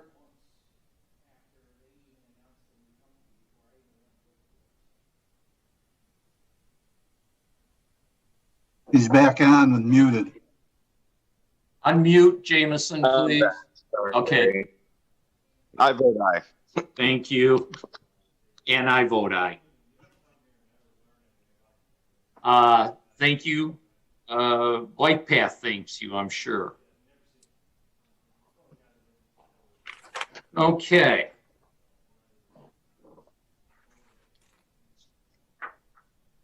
Action item number 7.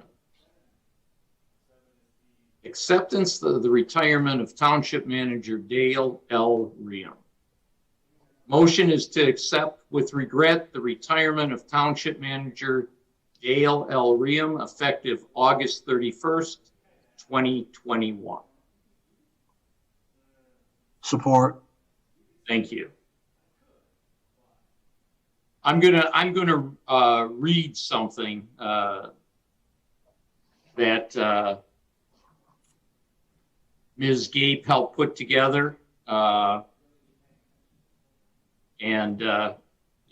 Dale has over 30 years as an employee of Township of Groseal, and that is a career. That is a long time, and it needs to be looked at and appreciated, regardless of whether you believe he did all the right things or all the wrong things. He spent a lot of his life here working for Groseal. So if you'll bear with me, I want to read this.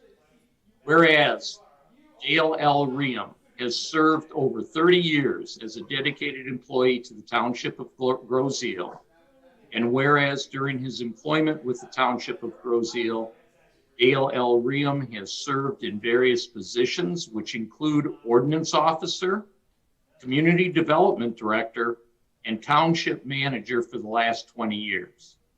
And whereas Township Manager Dale L. Riem has served under 6 supervisors and 8 different township boards. And whereas Township Manager Dale L. Riem has provided tremendous support to the Township of Groseal and the Board of Trustees in the most professional and conscientious manner, creating a positive employee and community culture throughout his career with the Township of Groseal, and whereas the Township Board of Trustees regretfully accepts the retirement of Township Manager Dale L. Riem, now therefore be it proclaimed on this date, June 14th, 2021, the Township of Groseal does honor and thank Township Manager Dale L. Riem for his commitment and dedication to our island. And again, I know, because I've been on this board for 9 years now, and I've disagreed with Dale. I've agreed with Dale, and I've seen him work every day. And it's not a matter of agreeing or disagreeing. I mean, we shouldn't get tied up in whether we agree or disagree with somebody. It's the fact that he's doing what he thinks is right, you're doing what you think is right.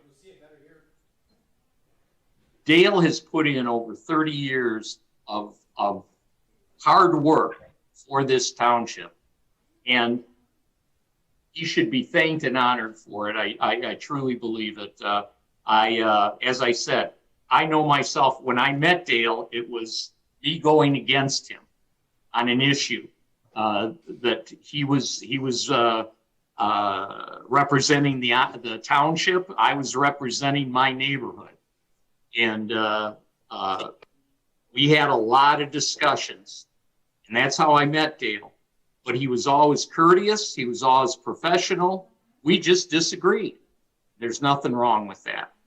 So Dale, I appreciate my 9 years with you. I appreciate all your years that you've given to Grozeal. Thank you very much. And with that, anybody else? I guess, actually, I've stepped out of bounds here. I think, do I need a second? Yes. To accept this? Thank you, Uda.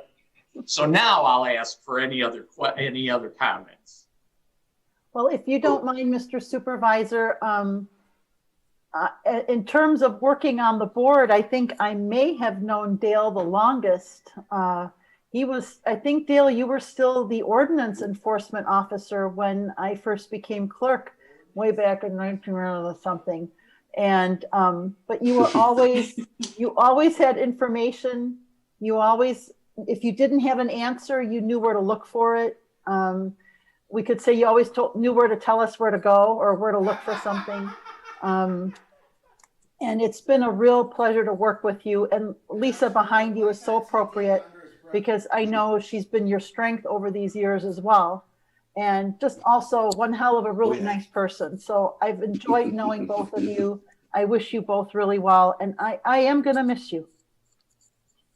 And I would like to also say to Lisa, we've had him for 30 plus years now. He's yours. And I know you'll take care of him. I know you guys are going to have a wonderful retirement together. And I certainly wish both of you all the best. Anyone else? Carl. Thank you.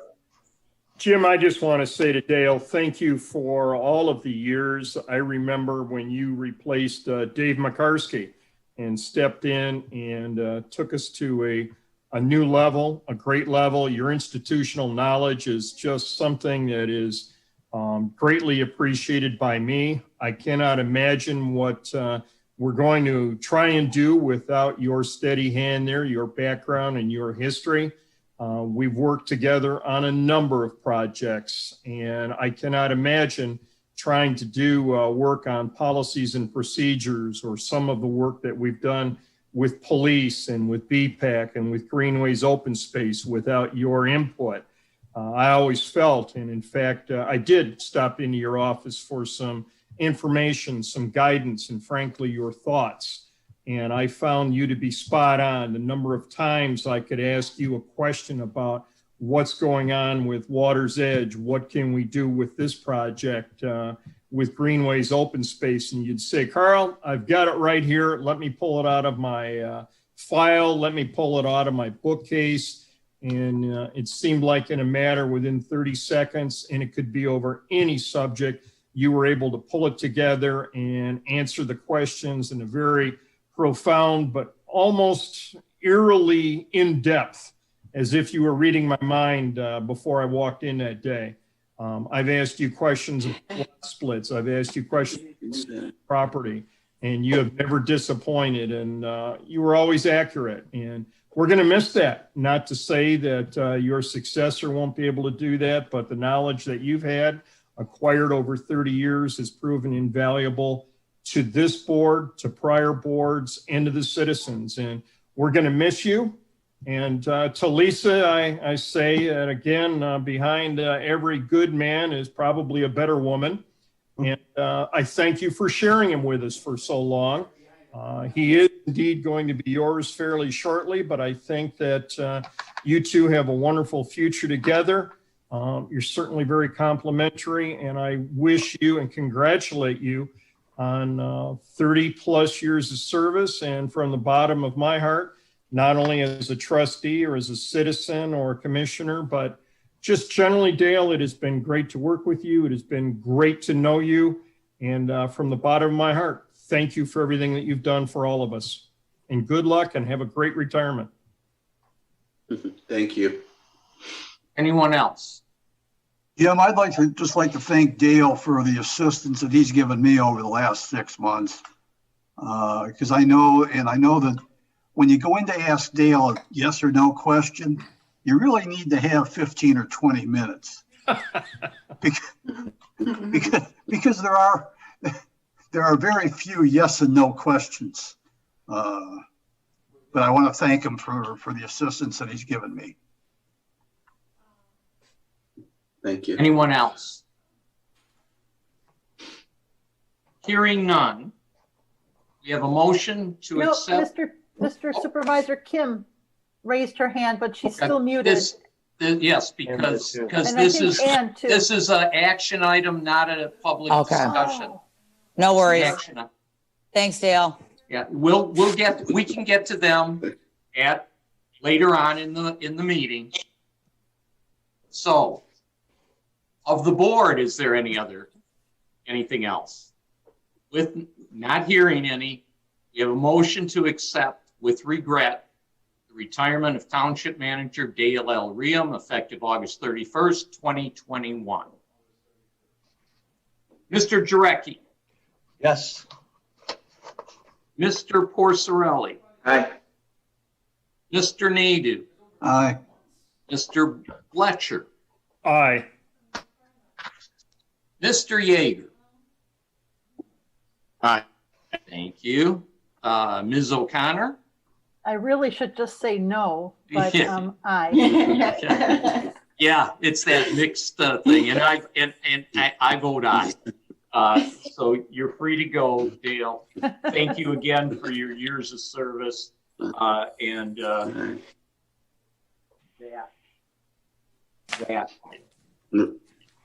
Well, thank you, Mr. Supervisor. Now, very brief comments, sir. Yes. I promise. Okay. Obviously, when you have a career, there's a lot to it. Not only your education, but your life, your home, your family, your friends. And The Rock is right behind me. So thank you, Lisa. All my coworkers. Obviously, things have changed just on the front of interaction with the community, with technology. Yeah, everyone knows what I think of social media. I think that whatever you say or do, you need to, and you should be held accountable for. So whatever platform that is, I think that's the standard that we owe each other as citizens in the United States of America. So democracy, I think, as Uta said, sometimes isn't very pretty, but that's what we have. So I appreciated your comments, Mr. Supervisor, about not always agreeing, but being able to work through something and move on. And I think that's what's important. And that is sometimes we see that happening less and less in the world. So just remember that, everyone. And the employees, and I like to call it Team Grosjean, they know why they're there. They're there for the residents, and they keep that in mind every day. So I appreciate being part of that, and I'm going to miss everyone dearly. So thank you. Thank you.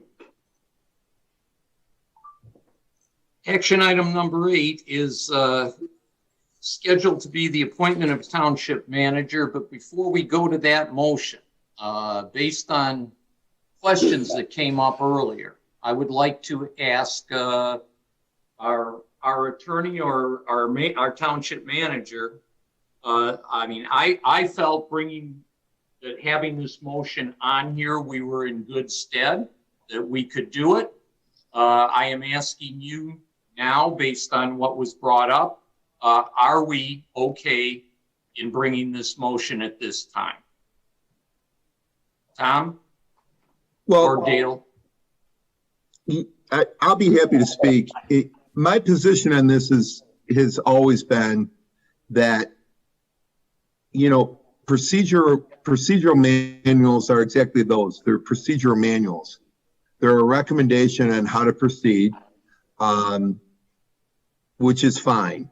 You know, my position has been clear consistently on this. We're a small community, so sometimes we run into situations that are completely different than one could think of. It isn't physically possible to think of every possible scenario that might come in front of the township over the course of any given night.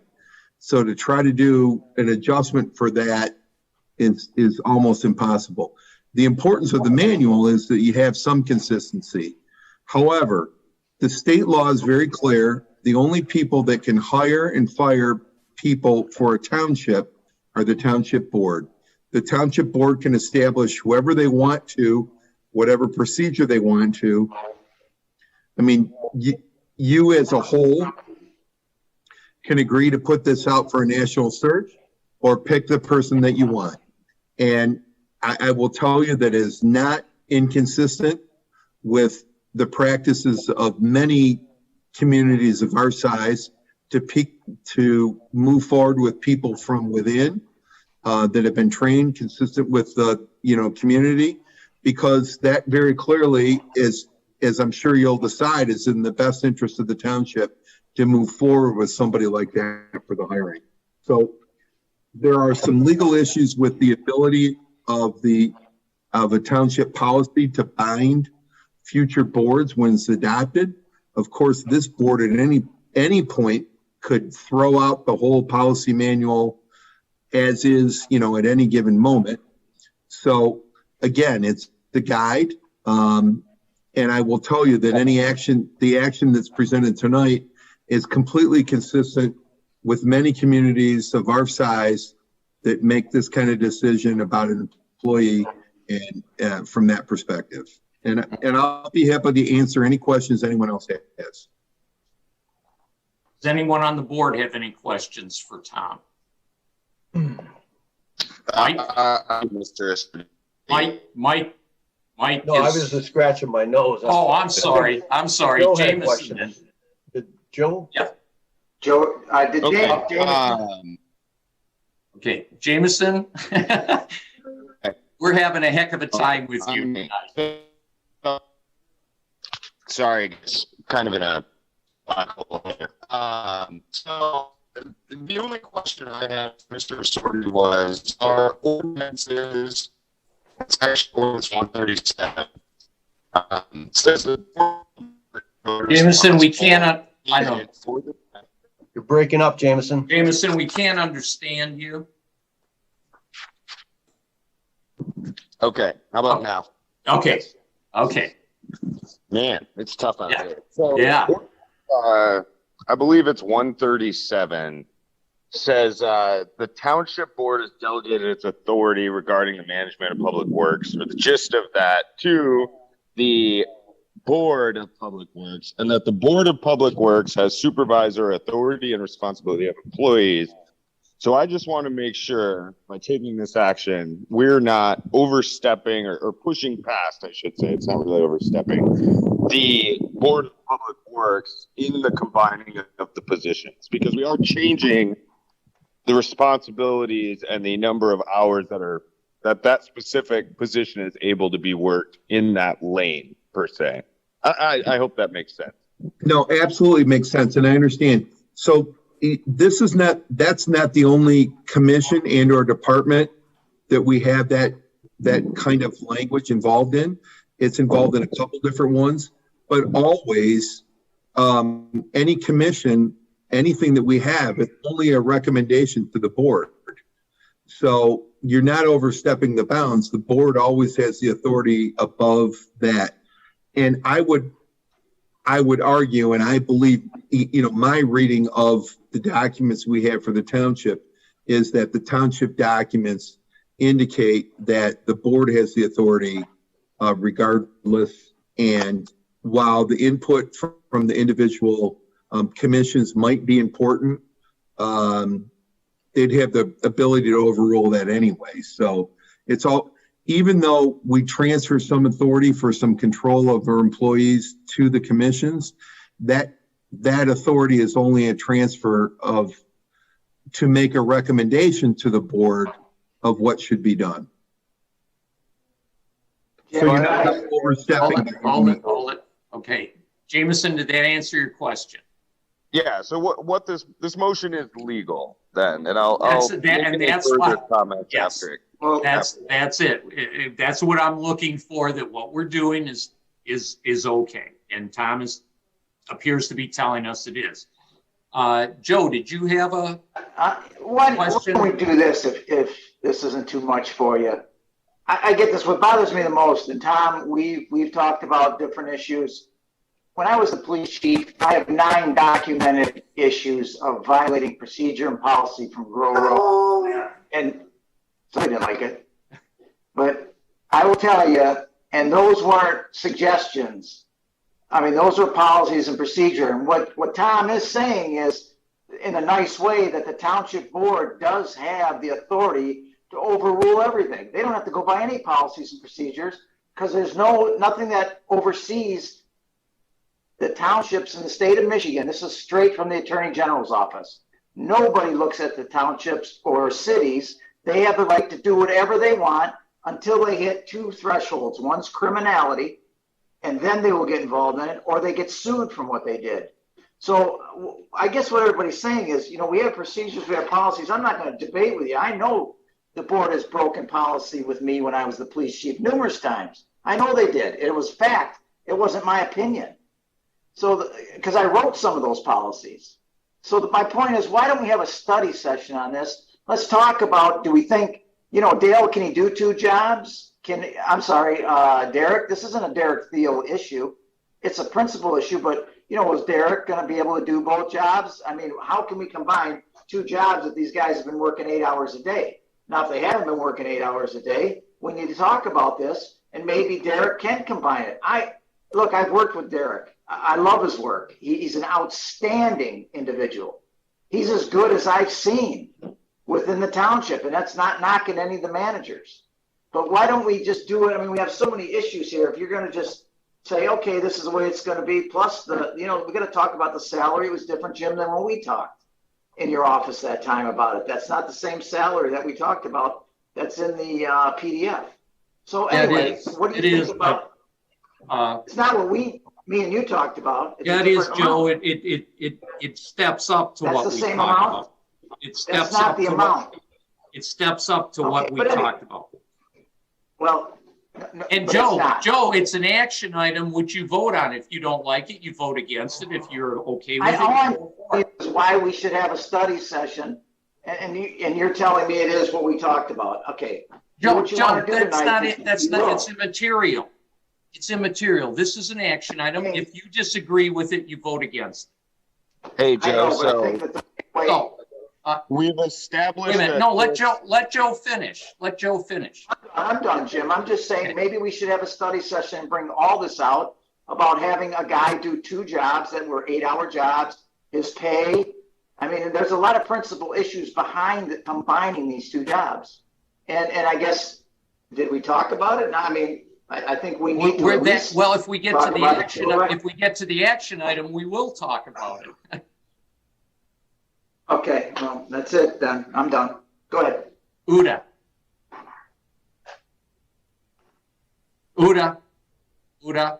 Gotcha. Oh, you're muted. I got it.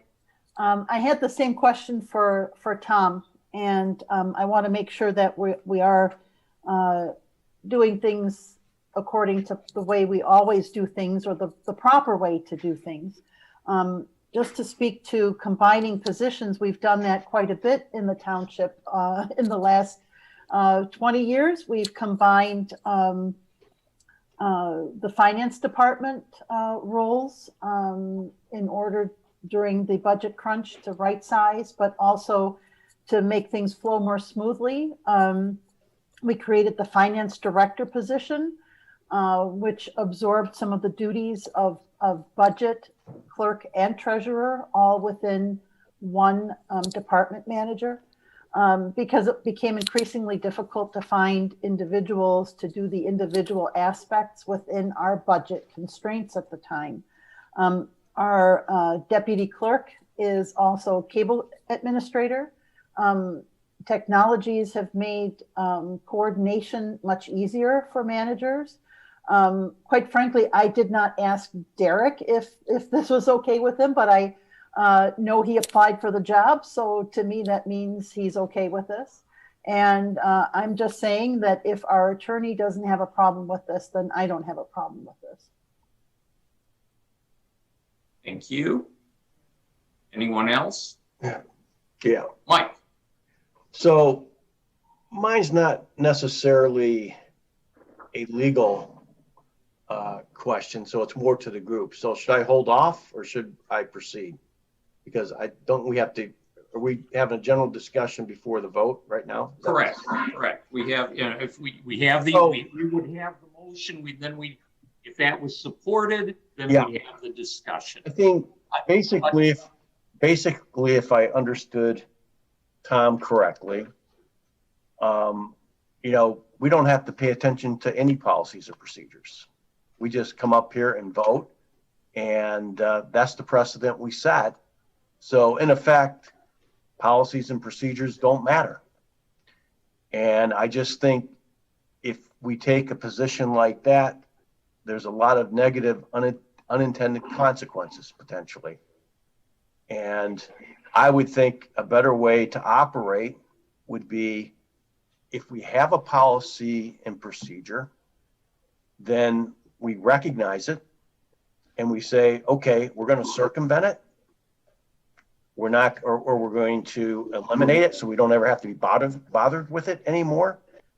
But we just don't go forward and violate it via a vote without addressing the fact that we are violating that procedure, because I just have a feeling that a lot of those procedures and policies were established for great reasons. And, you avoid making a lot of mistakes. I think we've made mistakes when we circumvented them in the past.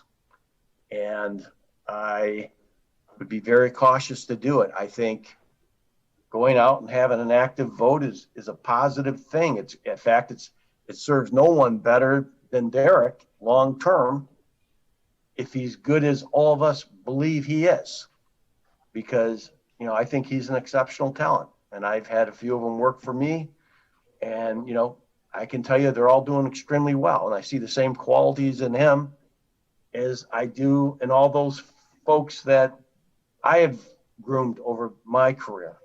And there's no question in my mind he has the capability, but Groziel may not be the end of his career. And I think it would be nice for him to be able to say, hey, I won this job in an open competition for, that was open to the entire state for people to bid on it, so on and so forth.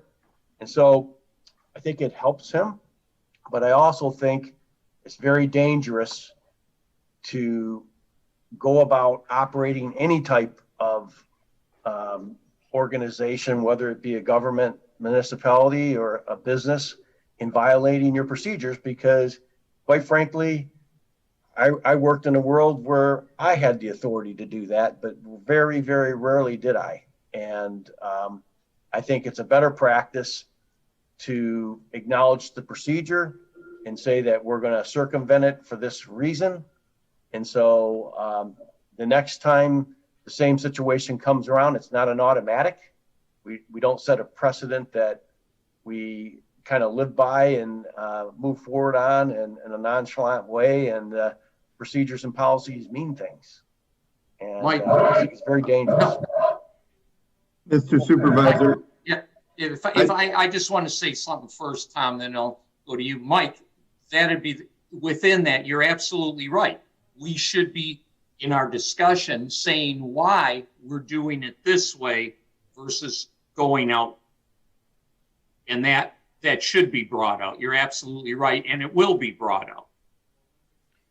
I just have one other comment. I'm sorry, Tom, if you want to, go ahead. No, go ahead, Joe. Mike, or Tom, you go. Mr. Supervisor, I agree with you. That answers, or that covers one of the comments. First off, I haven't suggested in any way that this is a violation of any of the policies and procedures. And I'm sure with Mr. Jarecki's experience, he is fully familiar and understands that policies are completely different from procedures, and they're legally two very separate and distinct things. So I'm not suggesting that anyone violate anything. What I'm suggesting is that policies are recommendations, just as they are in most corporate settings. And so they're recommendations on how to follow things.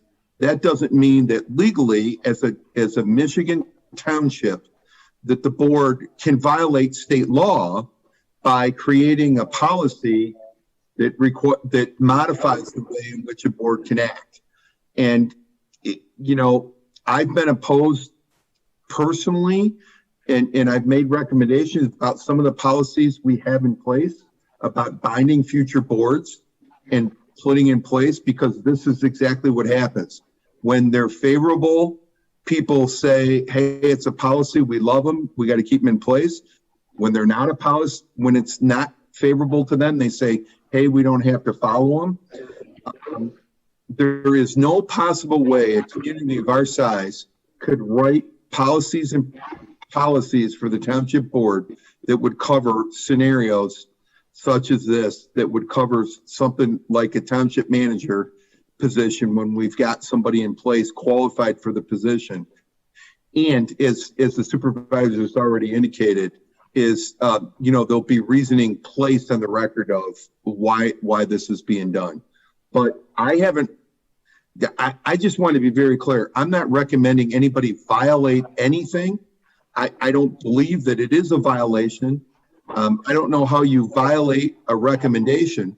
You can violate a law, an ordinance, or some other binding requirement, but you can't violate a recommendation. So there's no violations of that I'm seeing by any move here. And that simply goes to my recommendation to the township board.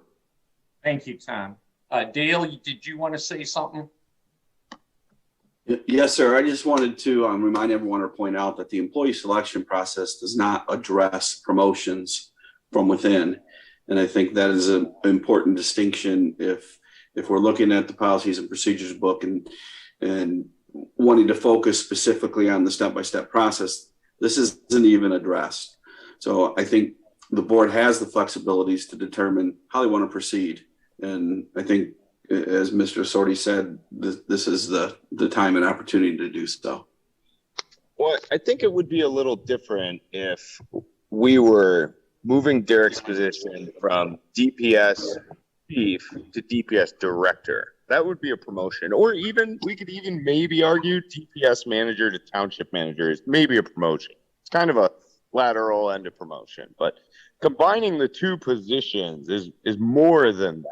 It almost should be a separate motion, like combine the two positions and then hire this individual. It's just my thoughts on that. Well, and you have that ability to vote against it then. That's the beauty of this, guys, is that you do have that ability to make if you're not in agreement, you vote against it. If you're in agreement, you vote for it. I was concerned based on the comments made, that we could proceed on this. I'm certainly not asking anybody to vote one way or another on it. You vote how you want to on it. But I want to make sure that going forward with the action item, that we're on solid ground, and I believe we are. Carl? I would like to know what everybody's thought is as to where we're going with this. It is one thing to have a vote tonight and have an employee promoted. It's obviously a promotion to the manager position because the manager is the titular head of the township management system outside of the political realm. And that is Dale Ream has for 20 years been the person that the managers report to. And then they have their obligations to him, and it's a two-way communication street. Do we have trustees tonight that are saying we need to take a step back, do a statewide or a national search for somebody that possesses the equal or superior talents to Derek Thiel? I don't know where all of the discussion is about policy procedure, where that's going to take us in the next month, the next 2 months, or the end of August. What are we doing? What are we attempting to do here with the position? Is there somebody else that they have in mind? Is there the idea that we're going to post? Why are we not going to make the decision with an employee that was here for 6 years with us, went to Gibraltar for 7 years and did the management position over there as a city manager, and now he's been back here doing the job in DPS, and we're trying to decide what we want to do, whether we're going to vote for him tonight, or we're going to have a study session, or how we're going to proceed. He has indicated he is willing to accept the position, as I understand it, at the salary stated. Why are we going through this what if this, what if that scenario when we have an opinion, a legal opinion from the township attorney? And the main thing right here is, before we make the motion that we are on solid ground to make it, I feel that based on what Mr. Assorti has said, that we are on solid ground to do this, and thus I will make the motion, and then we'll have the discussion, and we'll have a vote. That's how action items work. All right, let's get to the discussion. I'm glad it was explained though, Jim, that all of our policies and procedures are merely suggestions. And now I know from the last 2 years and 3 years of being the chief, what occurred and why it occurred. So I appreciate that. I've been educated tonight. So I just want to thank you on that. And unfortunately, Joe, and I think you mentioned it, because I talked to the AG's office a number of times to find out various things. And basically with the township, with our board, the board polices the board. And short of doing something criminal, it's the board's decision on how they want to do things. And to Mike's point, policies and procedures, any rules that you have are important, but they also, with as small as we are and what we're faced with, we can't have everything written down and covered by a policy and procedure. And when we're faced with a situation, which I believe we are here, we're faced with an individual that has a lot of talent and has actually done the two jobs before at a previous employment, that is why this motion is being made. So we will discuss that. And with that, I will make the motion to appoint Derek Thiel to the position of Township Manager effective September 1st, 2021 at the annual salary rate of $115,000, subject to a $5,000 wage improvement after 1 year and a $5,000 wage improvement after 2 years, and furthermore, assign the responsibilities of DPS Director to the position of Township Manager. I second that motion. Thank you. Now, discussion. The reason, and I hope this fits the discussion about why are we going, not announcing this and going out for interviews of people. We have with us an individual, Mr. Thiel, who has been city manager in Gibraltar. In Gibraltar, he was head of the DPS, along with being city manager. I believe he was DDA director also while he was over there, while being this. So he handled all of that. He was with the township as airport manager. He is now back with us this last time around as DPS director. I don't think that we will find a candidate who has more knowledge of this township than we have with Derek Thiel. And if we do find a candidate who somehow would be township manager material, he wouldn't have the DPS experience. I mean, it'd be very, very rare to be able to find that combination. We have the ability to have that combination here, and I want to take advantage of that. And I don't mean take advantage of you, Derek. I mean take advantage of that for the township, because if we do this, we will have one individual covering DPS and township manager. And I've talked to Derek, and he believes that, you know, he can do it. You know, it's not something that was just thrown out. And he said, okay, there were discussions with him about this. And it benefits the township by having one person handling those two jobs rather than having two people. Now, if in fact this doesn't work out, because we don't want it to be a burden on Mr. Thiel or on the township. As a board, we can go back and revisit down the road and say it is too much. It's not one job or the other isn't getting done, and we can take care of that. Nothing's carved in stone here, but we have the ability, and with what's before us, that seems to be an advantageous situation for Groseal Township, and that's why I bring this motion forward. Other comments or questions? So, David. Yeah. Oh, David, go ahead. Yeah, I just want to add that I lived in Gibraltar for part of the time that Derek held both of those positions as city administrator and DPS director, and he did a commendable job with both of those responsibilities. And he was highly thought of both among the elected officials and among the other residents that I talked to that had reason to have dealings with Derek in those capacities. And I just wanted to add that. Jameson. Yeah, I to address Mr. Bletcher's comments, I don't think anybody is calling into question Derek's abilities. I think he's an outstanding DPS manager. He'd probably be an outstanding township manager.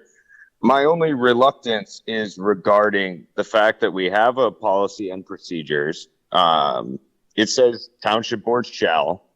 And I mean, if what you're saying is true, Derek probably is, and I would agree, probably the most qualified individual we could ever find for the position. So let's follow the procedure, post the position, and hire the most qualified individual and do the correct thing so that when the next township employee wants to get, you know, another position, and maybe they're not Derek Thiel, we don't turn around, oh, hey, Jimmy, I'm sorry, we gotta board this position because, you know, that's what the procedures say. I mean, we put ourselves in a difficult situation. Well, no, we don't follow the procedure. Jameson, we put ourselves in a position where we have to explain ourselves. That's what we put. That's the position we're in. That's what we're saying here. We're saying why we're doing it this way. If we're going to come down to, and I truly believe, if we go out and we advertise and we get people an interview, we're coming up with the same answer, just based on his total knowledge. So let's follow the procedure. Just based on the total knowledge he possesses, I don't believe that we're going to come up with a better candidate.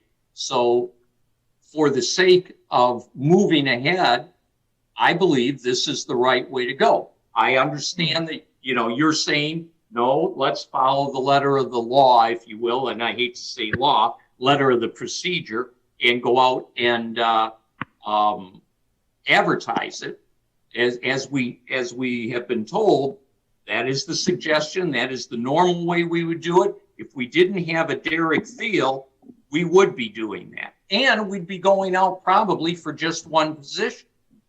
And we wouldn't have an advantage that we have here. Uda? Okay. I would just like, is Jameson, are you done? Yeah, go ahead. I didn't mean to interrupt. I can't argue with that logic. I would. The only other concern I have is I would be concerned about any person's ability to do 80 hours of work in a 40-hour work week. I understand Derek probably puts in extra hours and everything else, but I would recommend we do some kind of hour and duty analysis, at least to make sure we're not going to, work the guy to death or something, or suffer a reduction in service. That's been looked at and talked about, and things will be done differently. Derek, obviously, in order to get everything done, he will have to do things different. So I have confidence in talking with Derek, and we'll have Derek speak a little later. I have confidence in Derek that if he tells me that yes, I can handle this, then he can handle it, and I'm willing to take a chance on it. Who had their hand up? Thank you. Jameson, are you done? Yes, I was just saying. Okay. So I guess all I want to add is that just over a year ago, none of these objections came up when we hired our fire chief. And so that was the same board, I believe. And no, maybe not. No, it was a different prior. board. Oh, it wasn't us. It was the prior. It wasn't you guys. So I take it all back. Yeah. And I go back on mute. Sorry. But to your point, they didn't go out and they hired from within. We hired from within. The same arguments were made, and there were no objections, even from the public.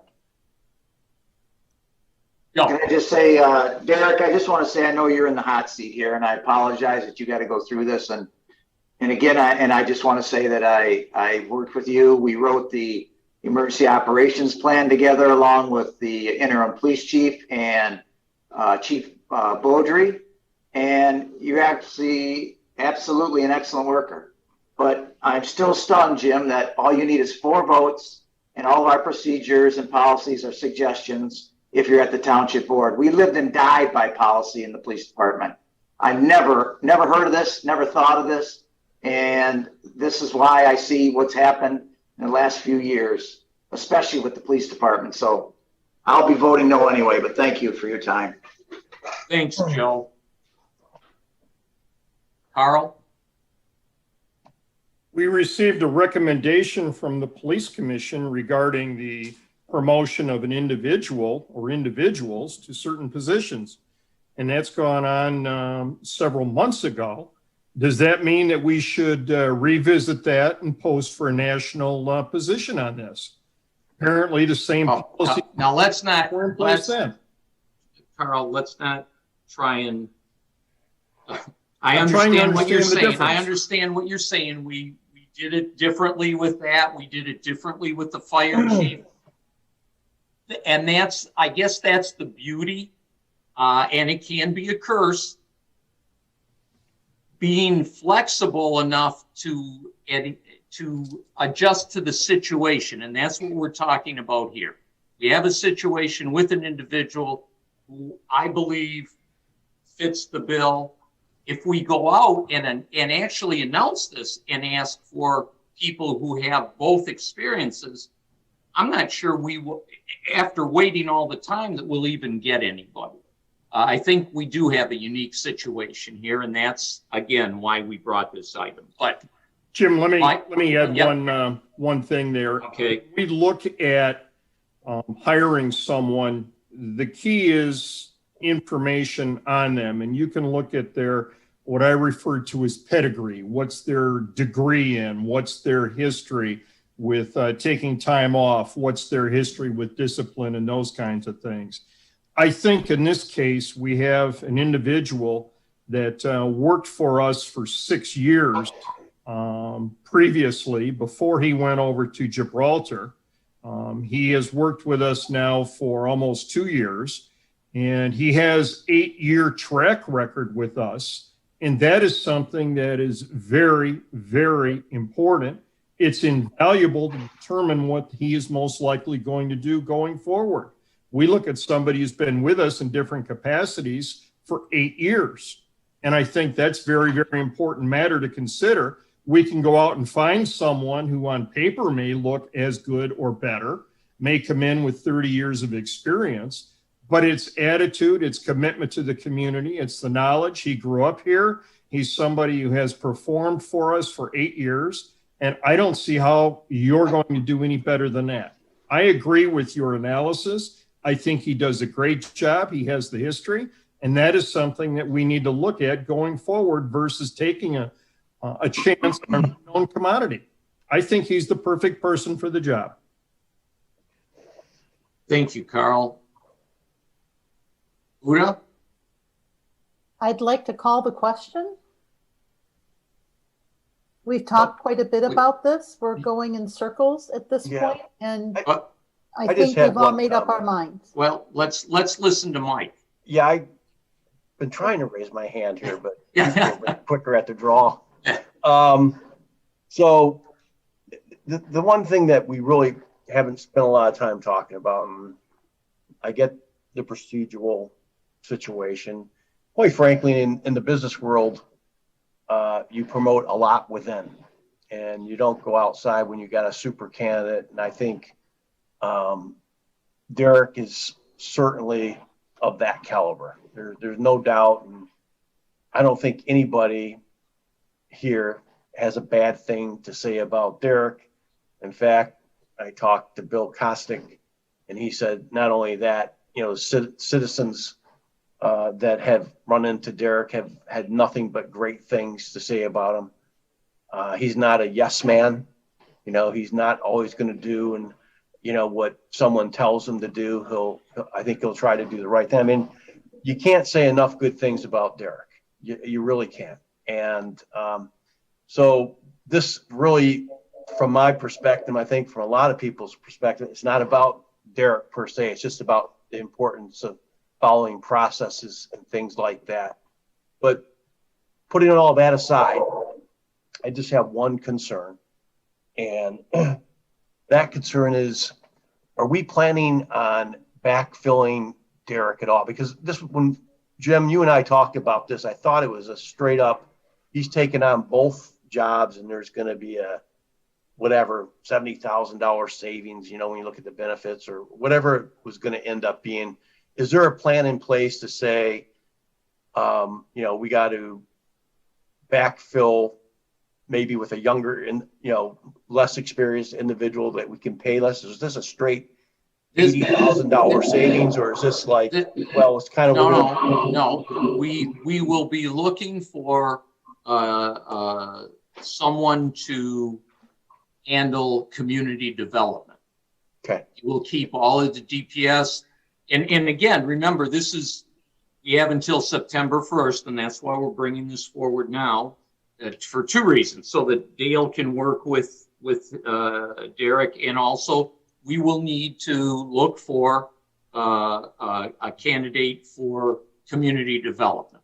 Okay. I think Derek did community development before. Community development has been under the DPS director for some time. Okay. And of course, that is your inspectors, and Lori and Tony are the community development individuals, and the inspectors are contract workers, so they're pretty much on their own. They go out when there is a need to do an electrical or building inspection. So Tony and Lori are the 2 employees in community development, doing the zoning and ordinance enforcement. And Derek thought that he would have to give up that part of the DPS director, if you will, job. So we will be looking for We've had one candidate that was very close, but ended up taking a full-time position someplace else. We have some applicants now for DDA who happen to also have community development experience. So we will be talking with them. Yes, we will have to have, the idea right now is, as you know, DDA is a part-time job. This community development would be a part-time job. If we could find an individual to do them both, then we would have a full-time person. But we expect to have a savings no matter what. Yes, there would still be a savings under regardless. any scenario. Yes. Okay, so here from a risk analysis perspective, Derek does a phenomenal job as the DPS director. Derek does a phenomenal job as a manager of the township. Derek gets offered $40,000 somewhere else. He leaves. Now we don't have someone ready to step in as DPS director, and we don't have a manager. We're putting ourselves under a lot of risk. We have the same risk today. If Dale walks out tomorrow and Derek walks out tomorrow, we don't have anybody. We have to go out and fill that position. If in fact it's two people we have to look for, then it's two people we have to look for. You have to deal with the problem that's at hand. If you can find somebody, as we're putting forth here, that can handle both of them, yes. Yes, you are taking that risk. What I'm suggesting indirectly is it would be great if the person that fills in whatever way for Derek at DPS has some of those responsibilities, so we're grooming somebody to take that on, that some of his existing responsibilities or something like that, so that if in fact Derek left, we wouldn't be as exposed. Right, I understand that, and that certainly is constantly one of our challenges. As you look around, we don't have two people at any one job. Pretty much every job in the township is a one-man job, whether it's the ordinance officer or Lori or I can go down the line. There is no backup, and yes, that's a risk. And yes, we can do that. I agree. I would just say this though, like for example, if Derek left tomorrow, I'm sure if Dale wasn't leaving, in a likely, put that aside for a second, we'd be able to transition. We would be less at risk because there's certainly in his 30 years, he's learned a lot. Right. And so I just think we need to keep that in mind. Well, and the more we can do what you suggested, have somebody somewhat trained so that we aren't caught just totally flat-footed, the better. The challenge being that it's hard to find the body simply because we have one here, one here, one here. So it's a constant challenge, but not something we shouldn't look at. Uda. Well, and community development and DPS were not always combined either. I think that happened when Tim Taylor left and Barry Sedlock came on board and said, hey, I can do both. When Barry unfortunately died, Lorinda was able to step in, and it took us several years, I think, to even make that a permanent position. So, I think we've shown in the past that we have flexibility over our employment situation. Derek has experience working on the airport side. Those are all skills that I think really speak well to our township's special circumstances. You're not easily going to find other candidates that could jump into those areas. And we have absolutely no guarantees that any one of our employees will be here tomorrow. So I know you're concerned about the risk, Mike, but there's risks and there's risks. Okay, when the water stops flowing, and the toilet stopped flushing, that's a Well, much but he bigger has- problem he than has a having the second- delay. He has a second in the DPS department. We have Okay. people coming up through All right. DPS. You know, he's not all alone over there. Holding up the plumbing. We not only have, in that case, as far as keeping all that going, we not only have somebody that knows it, we have somebody that's certified all the way through it. So that is covered. Well, that's good. That's comforting. And Yes. I still stand by my earlier remarks. I think we need to continue to develop our people and Oh, make sure that absolutely. we, you know, assign what makes sense to assign to whoever's going to be the backfill of whatever sort and whatever combination of jobs, so that we have a bench. Absolutely. Okay. Mr. Nadeau, you have anything to say? No, I'm good. Okay. Any other comments? Hearing none, seeing no hands. We have a motion to appoint Derek Thiel to the position of Township Manager effective September 1st, 2021 at the annual salary rate of $115,000, subject to a $5,000 wage improvement after 1 year and a $5,000 wage improvement after 2 years, and furthermore assign the responsibilities of DPS Director to the position of Township Manager. I will start with Mr. Porcerelli. No. A nay. Mr. Jarecki. Abstain, just because I think we could have maybe. I don't believe you can abstain. You sure about that? Yeah. Tom, can I abstain? Yep, Tom, Unless Mr. Jarecki is going to claim that he has a conflict of interest in this situation and he's a part of the meeting, he's obligated to make a vote. okay, thank you. That's what I thought. Yeah. Well, if that's the case, I say yes. Okay. Mr. Yeager. Still with us. Good. Jameson. Yep, I'm here. I reluctantly vote no on principle. Okay, thank you. Thank you. Ms. O'Connor. I vote aye. Mr. Bletcher. Aye. Mr. Nadeau. Aye. And I vote aye. We have a new township manager effective September 1st, 2021. Derek, would you like to say anything? And if you would, if you don't mind, if you don't mind speaking to the dual positions. First of all, thank you all very much, and thank you for all the kind words. I understand what the debate was about.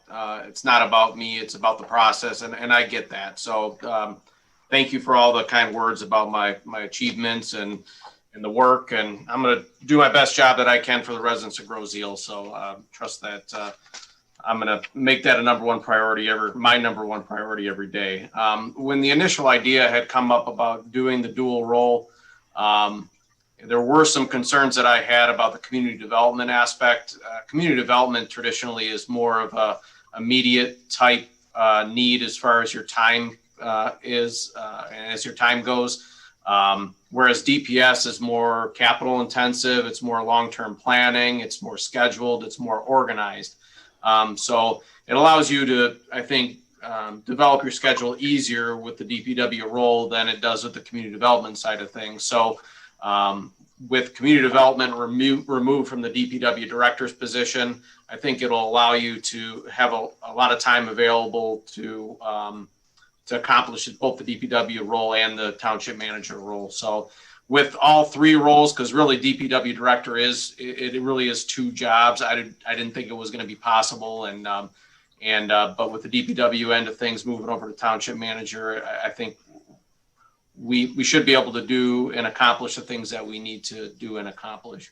As was mentioned earlier, it was a similar, I'm assuming it's going to be a similar role to what I had in Gibraltar, based upon what I've seen as far as Dale's role with the township, and I know with my role for the township. And we were able to accomplish a lot of things in Gibraltar in that dual role capacity. So in addition to that, we're very active with a lot of capital projects right now in DPW and continuing without any kind of interruption.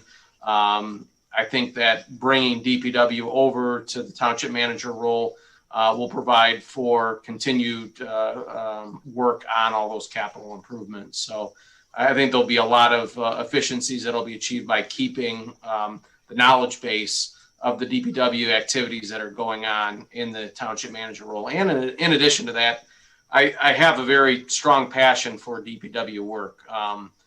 When I interviewed for the DPW position, I think one of the questions was, well, why did you want to come over from Gibraltar to Groseal? And I said, well, allow me to focus a lot on what one of my passions are, and that's the DPW related work. So I appreciate the ability to maintain that responsibility, because I really do enjoy that work. I enjoy, putting pipe in the ground and paving the roads where we can, and doing our best for those things that really impact the residents in my eyes, which is, those public services. So hopefully that gives you a little bit of a level of comfort with how we're going to be able to achieve that dual role capacity. That hire in community development is going to be very important. And as was mentioned earlier, I will try to continue to teach, educate, and support whoever is in that role to allow them to proceed with their experience and hopefully get them involved in some of the DPW related stuff.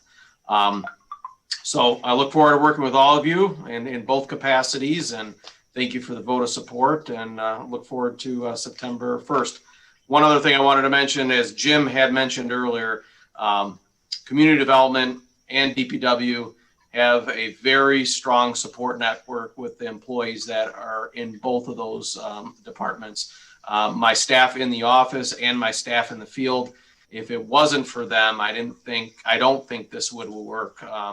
John Keim is fantastic. Lori, Tony, Donna, George, and Weston, all of them work so well together. They'll really, I think, allow us to achieve this, this arrangement. So they're all very competent in their occupations, in their jobs, and they'll allow the support network that's necessary to make this happen. So that's all I have.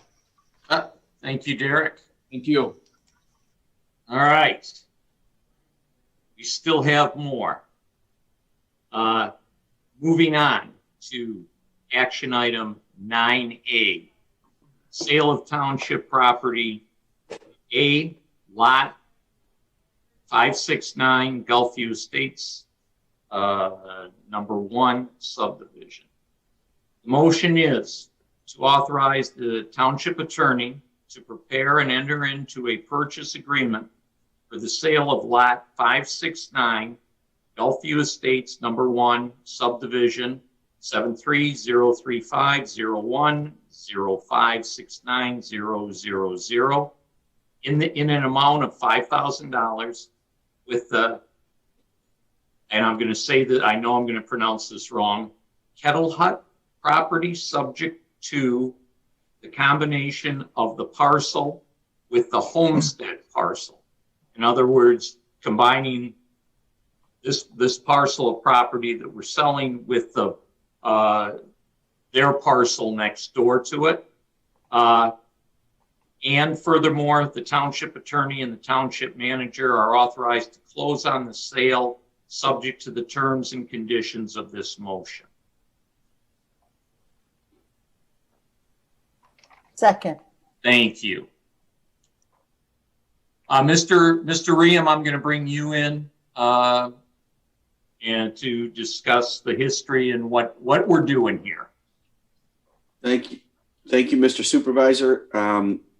Page number 122 in the board packet, if you guys could scroll over to that.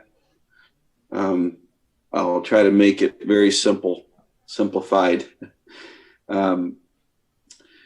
We reviewed this at the April 12th meeting in closed session.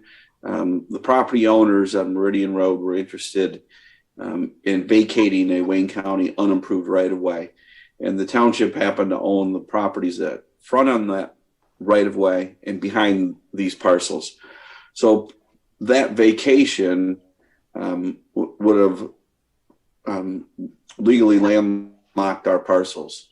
So we reached out to these folks, and basically parcel number 1 on Meridian wants to buy parcel number 2, and parcel number 4 on Thoroughfare wants to buy parcel number 3. So that's the gist of it. The properties were appraised. They were $4,000. The assessor had them at $5,000. The residents agreed to pay $5,000, and then we'll pay the normal fees out of that, and the combination fee, and then the transfer taxes and things of that nature.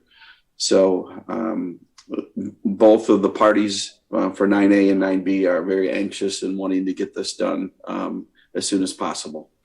So just to refresh the board's memory, the board was interested in doing this, taking this action, but they wanted to confirm the values with an appraisal, which I stated was done, and that background information was provided for in your packet. So I'd ask your support for these items. Questions? Dale. Joe, Mike. Real quick. So the appraisal was a certified appraisal. It just wasn't a realtor giving us some comps or anything like that. That is correct. That is correct. That's my only question. Okay. Thank you, Mike. The appraisal company.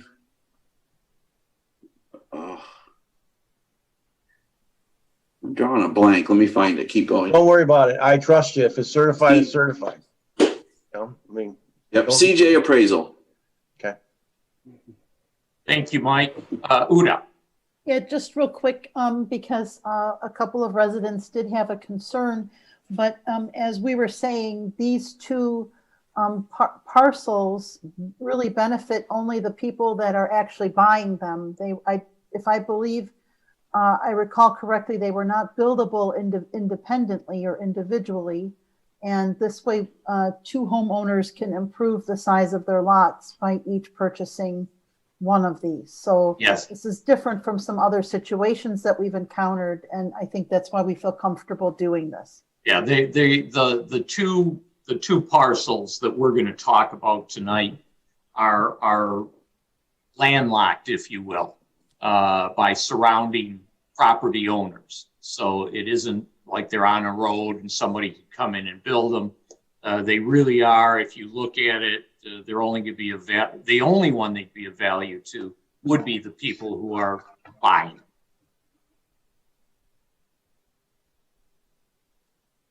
Any other questions?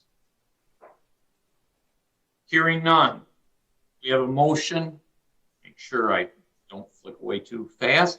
We have a motion to authorize the township attorney, to prepare and enter into a purchase agreement for the sale of lots 569, Gulfview Estates, number 1, subdivision 73-035-01-0569-000 in the amount of $5,000 with the Kettle Hut party, subject to the combination of the parcel with the homestead parcel. And furthermore, township attorney and township manager are authorized to close on the sale, subject to the terms and conditions of this motion. Mr. Yeager.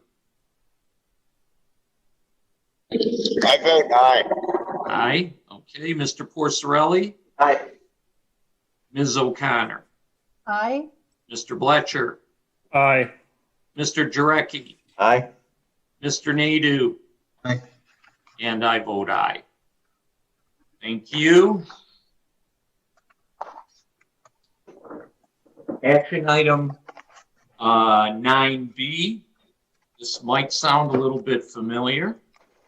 Motion to authorize the township attorney to prepare and enter into a purchase agreement for the sale of lot 570, Gulfview Estates, number 1, subdivision, paren 73-035-01-0570-000 in the amount of $5,000 with the Blevins party, subject to the combination of the parcel with the homestead parcel.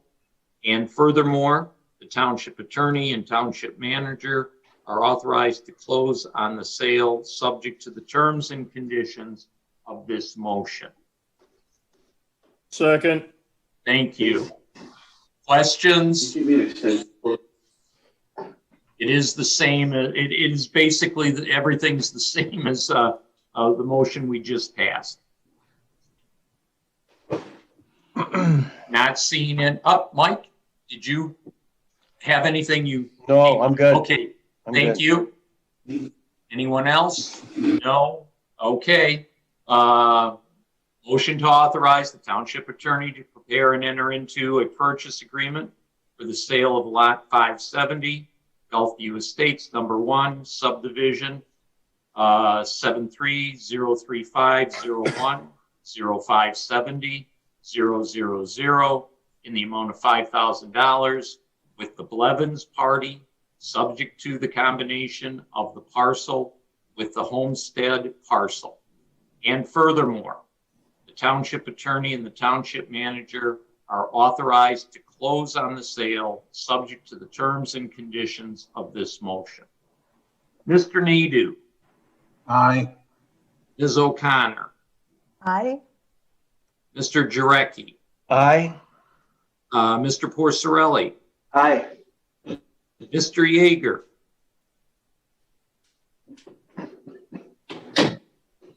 Mr. Yeager. Aye. Aye. Thank you. Mr. Bletcher. Aye. And I vote aye. Okay, that passes. Thank you again, everyone. Which brings us to our added action item number 10. And I will turn it over to Mike. Okay, I'm going to read this. I made some changes to this motion based upon a lot of input from Uta and to incorporate some language that would cover, I think, some of the questions that Carl had as well. So, motion that Groseal Township solicit competitive bids to retain a structural engineer with expertise in bridges as a contractor who shall assist the Township Board and management to develop an independent understanding of the Wayne County Parkway Bridge, which includes the impact of Wayne County's immediate plans for major maintenance will have on the estimated service life of the span before additional major maintenance or replacement is required. Next, examination of the adequacy of the performed annual or subsequent major maintenance to sustain the bridge's operation consistent with maximum feasible service life as initially estimated by Wayne County. Evaluation of the ongoing inspection reports to determine if additional actions are required to achieve the maximum feasible life estimate by Wayne County. The value of the contract to retain the best qualified contractor shall not exceed $25,000 over a time period starting on July 1st, 2021 through June 30th, 2022. If desired, the Township Board should have the option to extend the contract, which is the same terms, e.g. same hourly rate, for any additional 12 months through June 2023.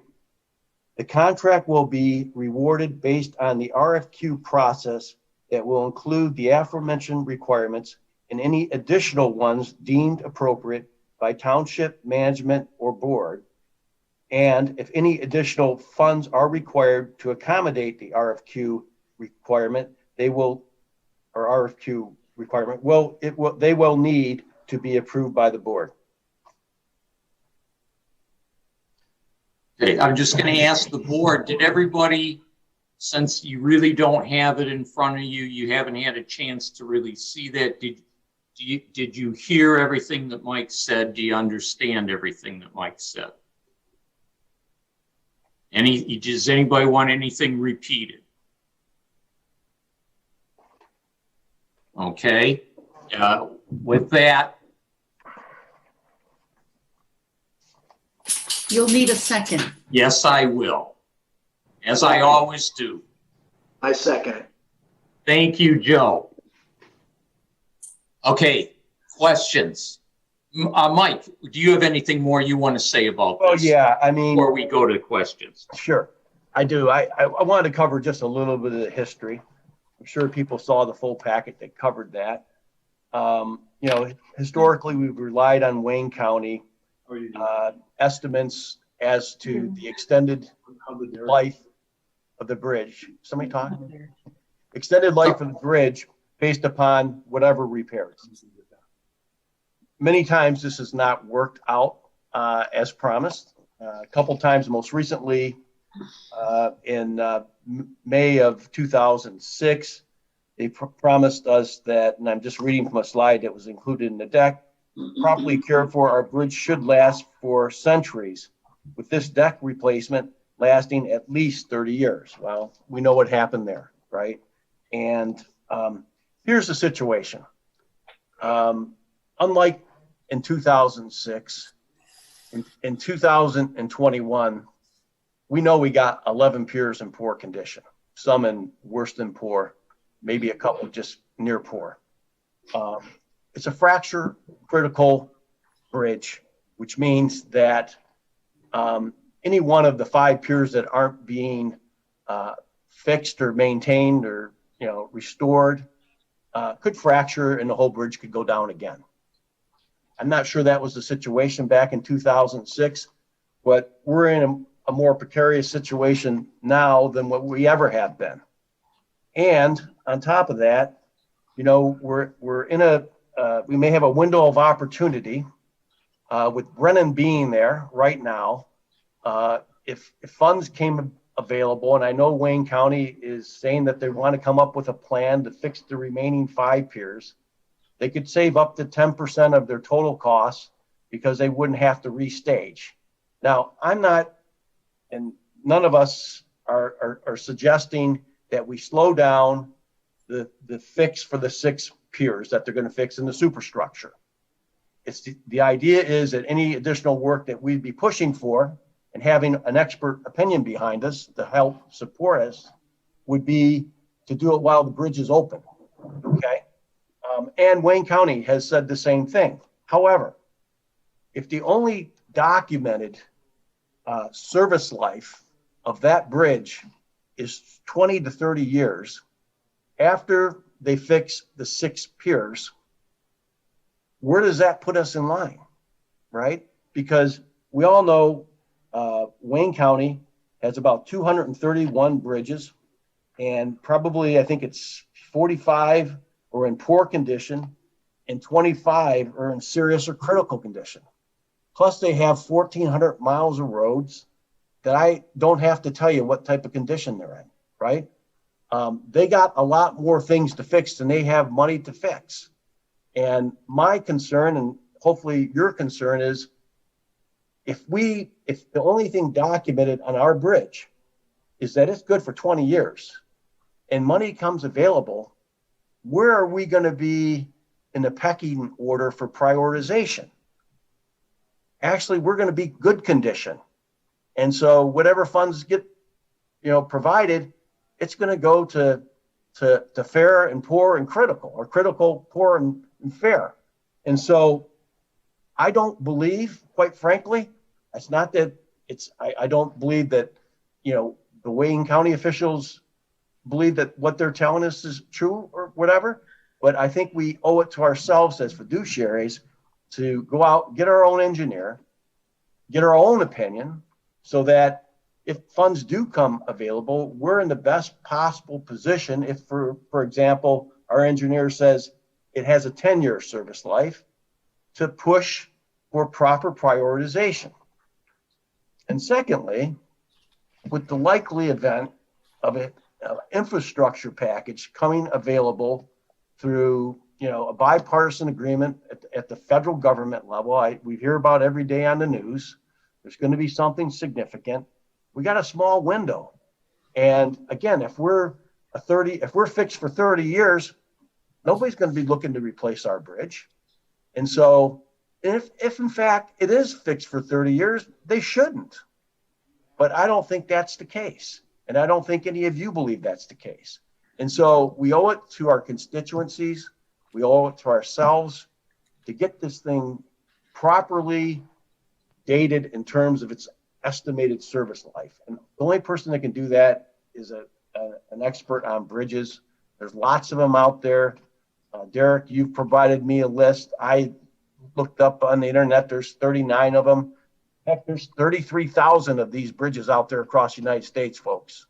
It's not one or two engineers that keep them up and going, right? So that's my thoughts, okay? So go ahead. Uda?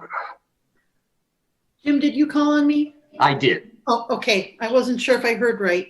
I had to take the earplugs out. They were driving my ears crazy. As you know, I did not initially support this, but Mike and I had a pretty lengthy conversation, and I did tell him what some of the things were that my support would rest on. And part of the clincher is pursuing the RFP process, which was not really spelled out in the original motion, but I think it's up to us to create a clearly defined list of expectations and goals. A scope of work, I think, is the official language for it.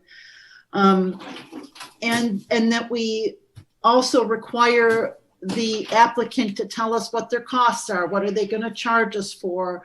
What specifically can they offer to us?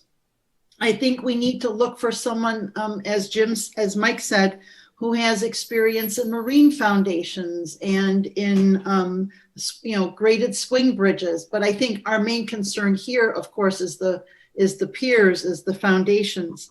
I really sense there's a hesitancy in the community to trust what we're being told by the county because we've been burned before. But I know that we've achieved a new relationship, an improved relationship. And I'm not trying to sound like Pollyanna here, but I know, Mike, Jim, Derek, Dale, you've been attending the county meetings. You speak on our behalf, but you are not bridge experts, right? Charles Rains and Company are great municipal engineers, but they're not specialists in bridges and piers and foundations. My reservations are if we find such an engineer through this RFQ process who is willing to do this work, what I think we need to be clear on before we hire them is what will the process be if our quote unquote our engineer disagrees with the county or disagrees with Brennan. We need to be clear how we want that process to unfold so that we don't run the risk of pissing off the owner of the bridge who's basically footing the bill for the repairs. But I think this is a good step forward. And when Jim said, me and names today, when Mike said, we don't want to fall at, where's our priority when the infrastructure money gets loosened up, if it ever does. We don't want people out there saying we've got a 30-year bridge when in reality we may only have a 10 or 15-year bridge. And that bridge takes an awful lot of abuse. And I think we're also going to have to use whatever an engineer can offer us to lobby the county, to have our county commissioner lobby the county to reduce the weight limits on that bridge, to help us monitor that bridge. I think the reason our bridge lasts, the bridge repairs don't last as long is that in the last 30 or 40 years, our population has doubled. We've built many houses. We had a couple of years where automobile transporters were crossing that bridge day and night. That bridge takes a lot of abuse. So it's something that we do have to take seriously. And if we follow this procedure, I can see myself supporting that. Joe. I just don't feel that the township board is doing all they can for the people of Grosse Ile in this matter. Uta, Mike brought up some good points. Uta used the word burned. I used the word duped. They burned us. They duped us in the past. But I really feel that we need someone on the inside. First, let me back up a second. Jim, thank you for, I know you guys go to those Wednesday meetings. You have a group that go that takes time. It takes energy. I mean, I'm sure you're frustrated here and there, and then you put the information out to the people. I just believe that the missing piece is somebody that's actually in fighting for us. I'm not saying you're not fighting for us, but what I'm saying is you can't fight for us unless you have the knowledge, the expertise, the understanding, and everything else that goes with this type of engineer who has this type of training, obviously in bridges. Unless somebody is of that magnitude, you really can't fight for the people of Grosse Ile. And what did we say last time, Mike? And if I'm wrong, please correct me. It was something like going over that bridge was $16,000 a day. Now that's for everybody, not just for the people of Grosse Ile, but I think that number is even kind of light. And if we can get somebody in there that will help push this forward the correct way even, I think that $25,000 is nothing. And also, I don't know if the people of Grosse Ile, they probably don't know this, but every time the DPS has a major fix or a program going on, they have an engineer on site the entire time. And why do they have an engineer on site? To make sure they do their job, to make sure it's done correctly, to make sure no corners are cut.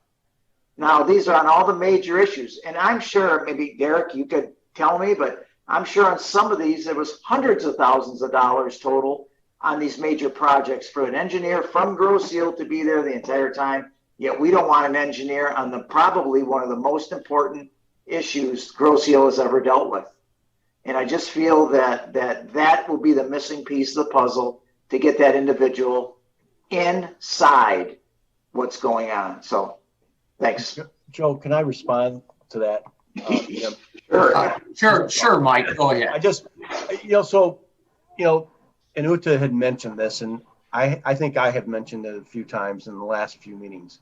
I mean, the very fact that we have a weekly meeting cadence is huge. I mean, anytime I was involved in the business world with a big project, you start off with a monthly meeting, things don't go the way you want. Then all of a sudden it's like religion every week.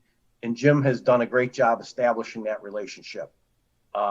Yes, we're working very closely with Wayne County. We're relying on them to put pressure a lot of times, but these civic organizations have been a tremendous help as well. In full honesty and transparency, they've done a heck of a job reaching out to state representatives and federal people. And you know what? I think Wayne County appreciates it.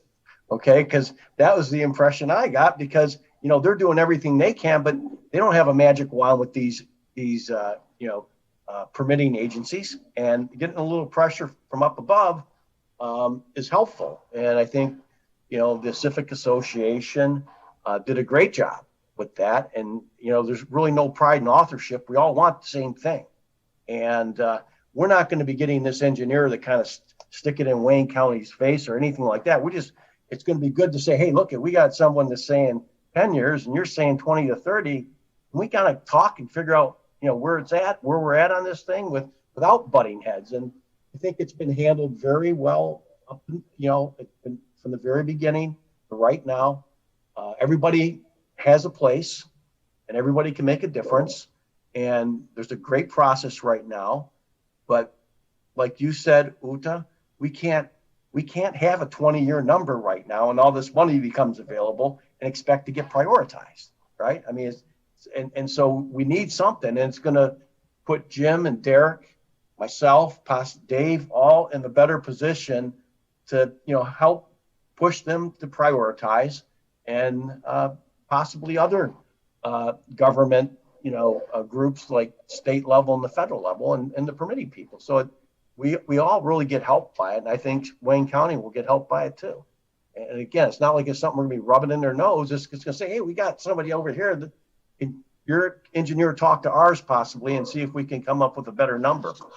But 20 is not a good number and 30 isn't, those 5 piers not being fixed. So that's just kind of where we're coming from. This is not a cram down their throat or anything like that. I mean, but we are going to use it to the best of our abilities to have good discussion on the topic, informed discussion with real expert opinion, which we don't have.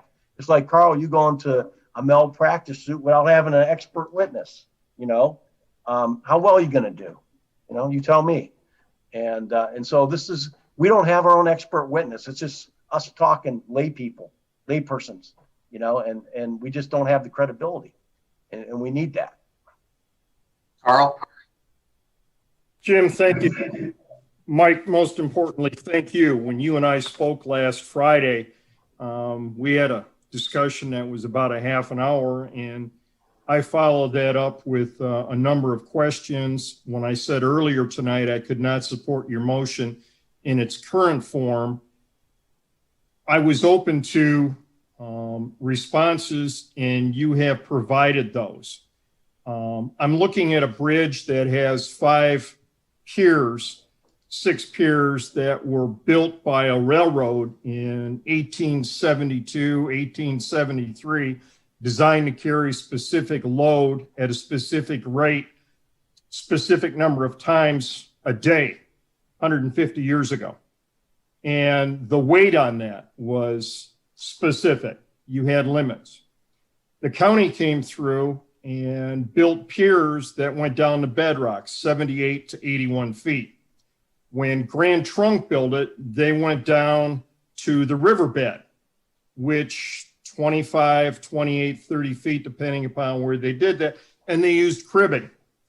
And the timbers that they used then had to have been 50 years old in order to reach the size. And then they filled it with boulders and rock and concrete, and we're now looking at something that's 150 years old.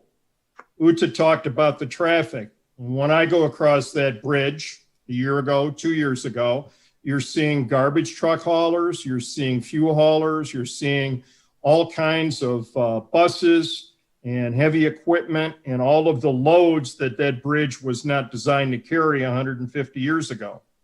I also look at the idea of something that's called residence.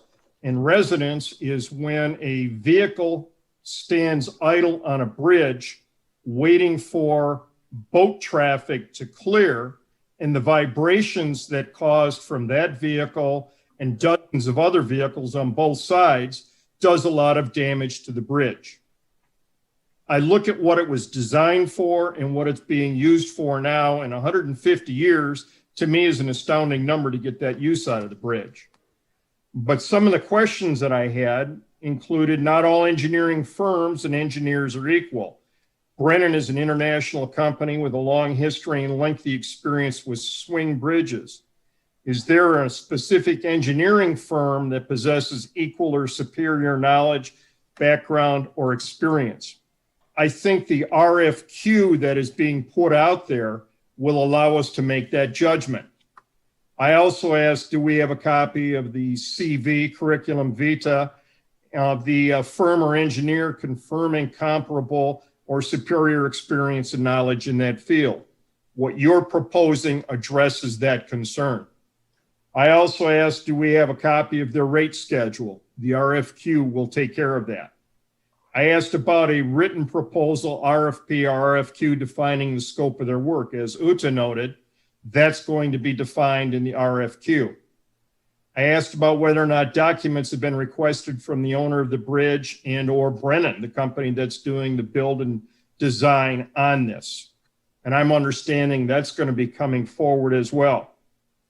I also asked, what's the timetable for the completion of the analysis? I think the RFQ will include that. I also asked, is the firm or engineer willing to stand behind their analysis with a written guarantee? I do not have much hope that that's going to happen, but I think those questions that I posed to you, and you have provided a response tonight with your RFQ, I think that we can support that. I can support that based on the information that you've provided in the change in the motion that was made. My issue is whether or not the $25,000 is something that's going to cut out people, engineering firms who are going to look at it and say, well, we can't even open a file of that magnitude for that amount. Or is it too much where we're going to be getting somebody in that graduated from Houghton or Michigan Tech last month and now wants to provide services? I believe your RFQ takes care of that. So when I said earlier tonight, I could not support adding this in its present form, the motion that you have and the representations that you have made tonight have changed my mind, and I think that makes sense. So I'm willing to join you in that. And I thank you for all your hard work. Thank you. David. Yeah, thank you. Mike, I agree with everything that Carl said. What we've got here now in front of us, and I know I voted against moving it to the as an action item. At the time, I believe that was the right way for me to vote. Now I find myself in favor of this, although I still have reservations on the value of the information that we'll receive. I have those reservations. On the other hand, the answers to that question won't happen until the RFPs go out and we get some of those questions answered. So I'm willing to support this as we go forward. Thank you. Anyone else? Okay. I knew if I waited long enough, Sorry. Jameson, you'd kick back in there. Thank you. Go ahead. Yeah, I just have to go back outside to get a signal. So, yeah, I think you guys that have been on the bridge task force have done a good job, and I think we've got a solution for 2021.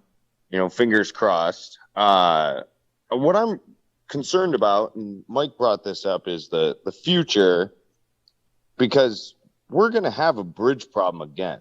And whether it's going to be in 5 years or 10 years or 30 years, it'd be good to know that, because we don't want to be in this situation again. Like Carl was saying, the bridge is 150 years old. We really need to look at a long-term solution. Maybe it's a replacement. Maybe it's a total overhaul. But I don't think Wayne County is going to, it's going to be really hard for Wayne County to get the kind of money to do that, you know. But it's not hard for the federal government or the state. So being able to advocate for ourselves with a separate, unbiased report that we can take to our elected representatives and say, like, look, we really need you guys to take a look at this, I think is going to be invaluable for us solving this problem long term. So I supported the motion in March. I support it now, and I appreciate Mike putting it together. So, and for everyone being open-minded. Thank you. Thank you, Jameson. I would say putting it in terms, and certainly the way it was brought to us and stated originally, I was absolutely against it.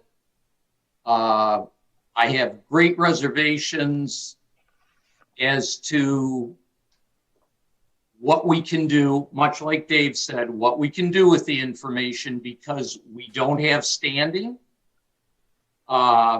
But I like the idea of an RFP, because what we will get out of that RFP by these people putting in for it, we will get these questions that we have in our mind answered. Can they do us? Can they give us anything, or can't they? All we're doing here is going out for an RFP. We're not hiring anybody. That would come back to us based on an RFP and finding somebody that we like. So all this action is to put out an RFP to see what we can shake the bushes and see what they say. There's a lot of misinformation out there regarding the five piers that are not being done, saying that nobody's really looking at that. They are. They're going to work on them. The idea that the discussion has been over and over in our meetings about, after this is fixed, that we immediately go out for a brand new bridge, because that's the actual answer. I think everybody will agree with that we need a new bridge, because even if this bridge were in perfect shape, it doesn't meet the needs because of how small and narrow it is. Now, saying that, a new bridge cannot be slapped in the same place necessarily and cure our ills because of the space involved. So it's a very complex issue to replace that bridge, but it's going to be started on almost immediately. And everything that's been said that we're going to do, that's exactly what Wayne County and myself have been talking about, as well as all our representatives, state and federal. So all our people have been talking to the same people everybody else is saying they're talking to. What I like about this is the RFP, simply because it allows us to see, number one, who's out there and what they can do for us. And rather than us going back and forth and saying they can or they can't, they will answer for us whether they can or they can't. And I think that is good information to have. So I too would be in favor of it. Good, Jim. Just one minor little thing. And, sure. You know, I'm kind of the mindset that, you know, we go through this RFQ process, all the questions that we want answered, and it comes back to us, and it's within that $25,000 range. Then my request is it's approved tonight. Okay, now over that we got to go back, and we got to get it. But you guys will be the one, you know, Derek and will be the one to say, hey, this is great. I like it. This is a good engineer. Well, that's Dale will be putting the RFP. Dale, I'm sorry. Dale will be putting the RFP together. Derek, yeah. Yes, exactly. So if he's happy with it, you're happy with it, we don't require, and it's under 25, we don't have to come back to the board. If it's over that, then we have to come back to the board. No, it has to, we're going out, what we're voting on today is to go out with an RFP, not to hire anybody. We don't know who we're hiring.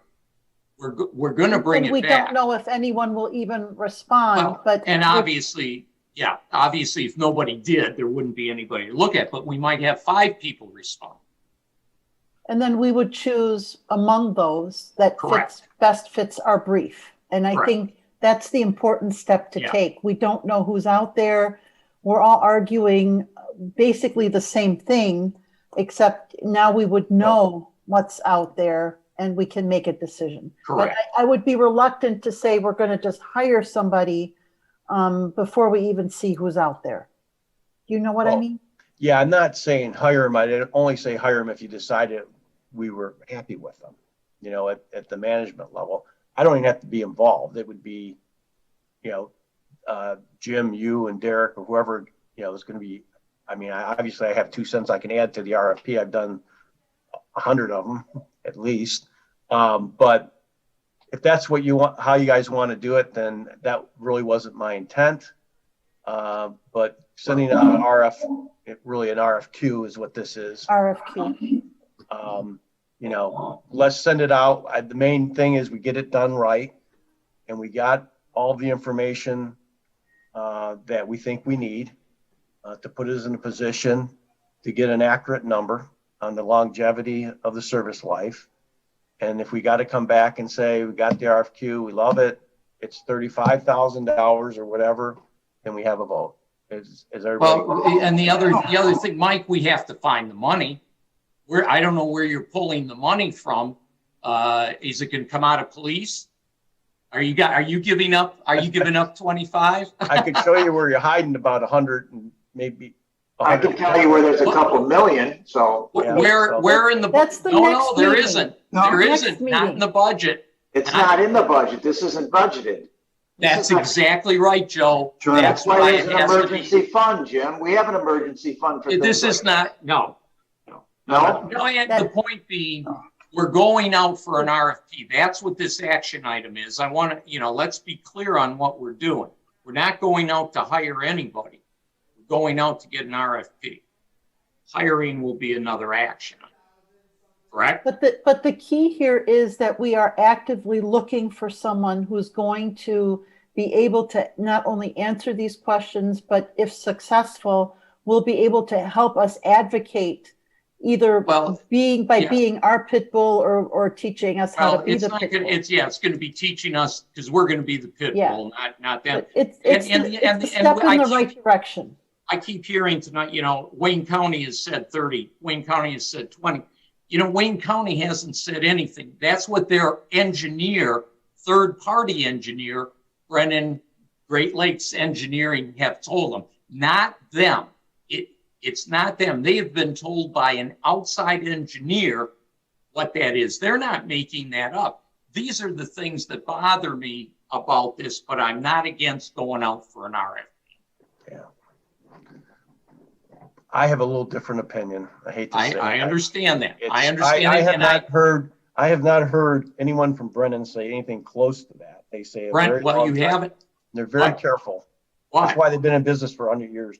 And the key here is that we've got a consensus to move forward to find out what's available for us. So and that's what we're dealing with tonight. And then we can disagree. I'm good with that. Let's do a vote. Let's get on with it and go to sleep. Take the plunge. And please don't go to sleep before the vote is over. All right. Mike, I'm going to have you reread the motion because I don't have it in front of me. I got to reread it again. Yeah. Well, and Mike, I hate to tell you, you have to provide it to Brian for the record. Brian, I knew I had to do that. But I appreciate you doing this. Thank you. I appreciate everybody, discussing this, and hopefully we'll come to the right conclusion here. I think we all agree on what that is. Finding somebody that's capable and spending the money that will be well spent, especially when we consider the cost, the residents, about $500,000 a month, not to have that bridge operational. Okay, recommended action. Okay, motion that the Groseal Township solicit competitive bids to retain a structural engineer with expertise in bridges as a contractor who shall assist the Township Board and management to develop an independent understanding of the Wayne County Parkway Bridge, which includes 1, the impact that Wayne County immediate plans for major maintenance will have on the estimated service life of the span before additional major maintenance or replacement is required. 2, examination of the adequacy of the performed annual or subsequent major maintenance to sustain the bridge's operation consistent with maximum feasible service life as initially estimated by Wayne County. 3, evaluation of ongoing inspection reports to determine if additional actions are required to achieve the maximum feasible service life estimated by Wayne County. The cost of the contract to retain the best qualified contractor shall not exceed $25,000 over a time period starting July 1st, 2021 through June 30th, 2022. If desired, the Township Board should have the option to extend the contract with the same terms, e.g. same hourly rate, for an additional 12 months through June 2023. The contract will be rewarded based on a RFQ process that will include the aforementioned requirements and any additional ones deemed appropriate by Township management, and if additional funds are required to accommodate the RFQ requirement, they will need to be approved by the board. Having heard the motion again, very good, Mike. Thanks for letting me read it again, Jim. Yeah, I'm actually going to start with you on this. Give you the honor. Yay. Yay for Mike. Jameson. Yay. Thank you, sir. Uda. Aye. David. Aye. Joe.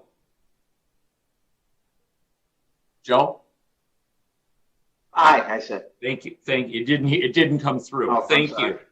Carl. Aye. And I also. So we'll go out for an RFQ.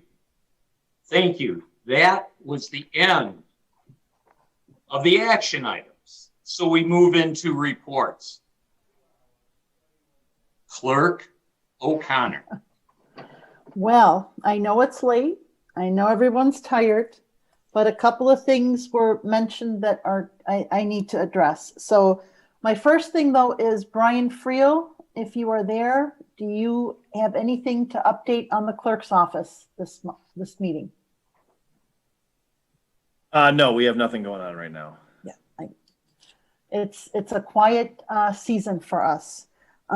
So as you know, I am on the Fire Commission as liaison to the Township Board, and I have just a couple of things I wanted to say. Earlier today, Chief Beaudry did let me know that year to date, there have been 46 fire calls and 264 EMS calls. And I wanted to follow up on the comments made by our resident Joan Jacobs earlier. The Fire Commission and the Fire Department staff, we are all working together to prepare and develop educational materials as well as some educational and informational input to the public regarding what's going on with our fire and rescue department, our capabilities, especially under this time where we only have the one bridge. I was asked or invited to write a small column in the Grosse Ile Grand, and I've gotten some good feedback from that. It tells me that this has been something obviously on people's mind, and they're glad to learn more.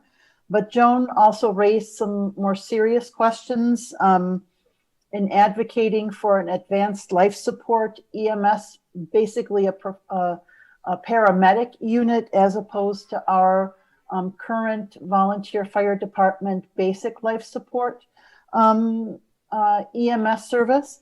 And we have addressed this, of course, with Chief Beaudry, and I'm very confident that our life support capabilities are very good. And the fact that we can get our patients to the hospital relatively quickly, even with the bridge only being one bridge. Chief Beaudry estimates that they go anywhere from 7 to 15 minutes, that their emphasis is on get the patient into the ambulance and get them to the hospital. Don't waste precious time treating at the house. They can do almost everything advanced life support paramedics can do, except that, as Joan pointed out, they can't give you a drug or an infusion, but that's rarely needed when they can get the patients transported that fast. And of course, I just wanted to say that this information is going to be put together more clearly, more succinctly than I can tell you at this point at night. And there will be informational meetings. There will be stuff on our website.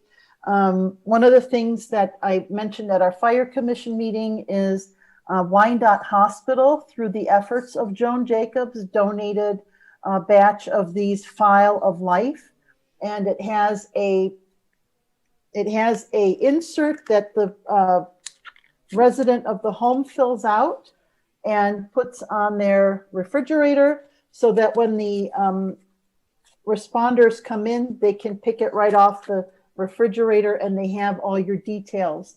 We also still have some older ones available at the fire department, police dispatch. The fire and police department are also working on initiating a new project where all of this information will be collected digitally, so that they can actually access this information as they're on their way to your house. But again, a lot of our senior residents are more analog than digital. And so this is still something that's recommended that you either have your elderly parents fill out or they come in and get it themselves.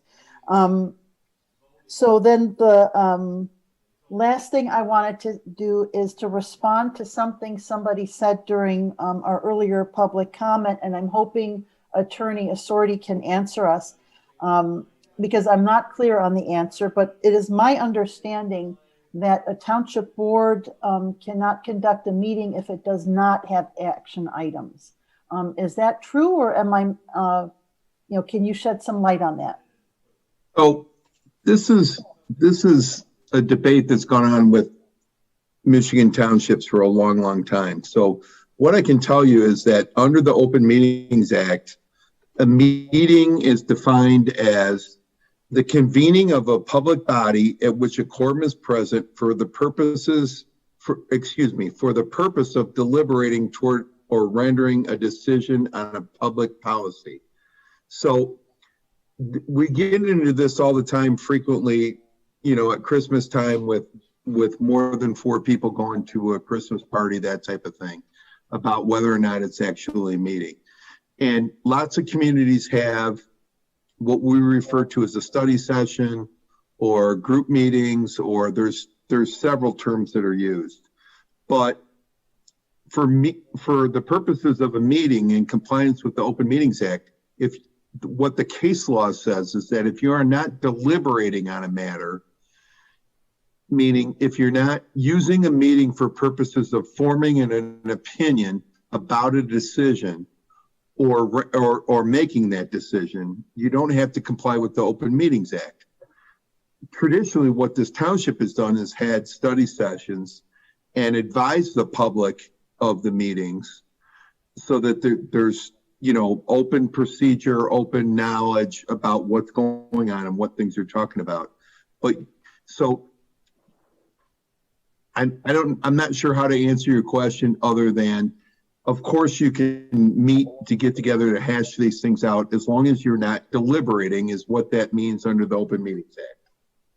I think what the resident was, saying is that we're only having one meeting a month, and a lot of, in this time of year, we don't have that many action items, so that we tend not to have, we say we'll put everything into one meeting. And in the past, school boards and even township boards have had, say, one action meeting per month and one study session per month, to prepare for an action meeting, et cetera. So I just wanted to clarify, or to find out for the public's sake, that we're not skirting any issues here by only having one meeting a month in, say, June and July.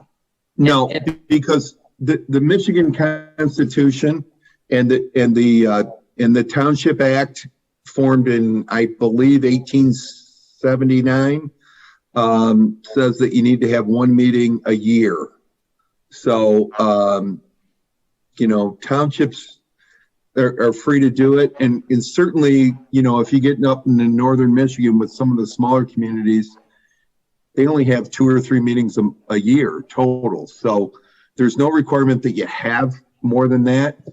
You remember, meetings are a business meeting for conducting business of the township to deliberate on rendering a decision on public policy. It's not an open forum to have general discussion about items, to talk about things. Politically, you're certainly free to do that, and traditionally this township has done that, to hear comments, those types of things. But legally, you're not required to do those things. Thank you, Tom. And with that ends my clerk's report. Thank you, Uda. Mr. Treasurer, are you still awake? My eyes are having a tough time focusing, but I'm going to get through this as quickly as I can. For the month of April, Groseal Township had a total of $16.5 million invested, which generated interest income of $644.05. Treasurer's office currently working on printing the summer property tax bills, which should be going out the first week in July. And duplicate bills will be sent to mortgage companies that have requested a bill for their customers. All 2020 unpaid real property bills, tax bills, are now considered delinquent and must be paid to Wayne County. Delinquent tax information and options for payment are available online at the Wayne County website.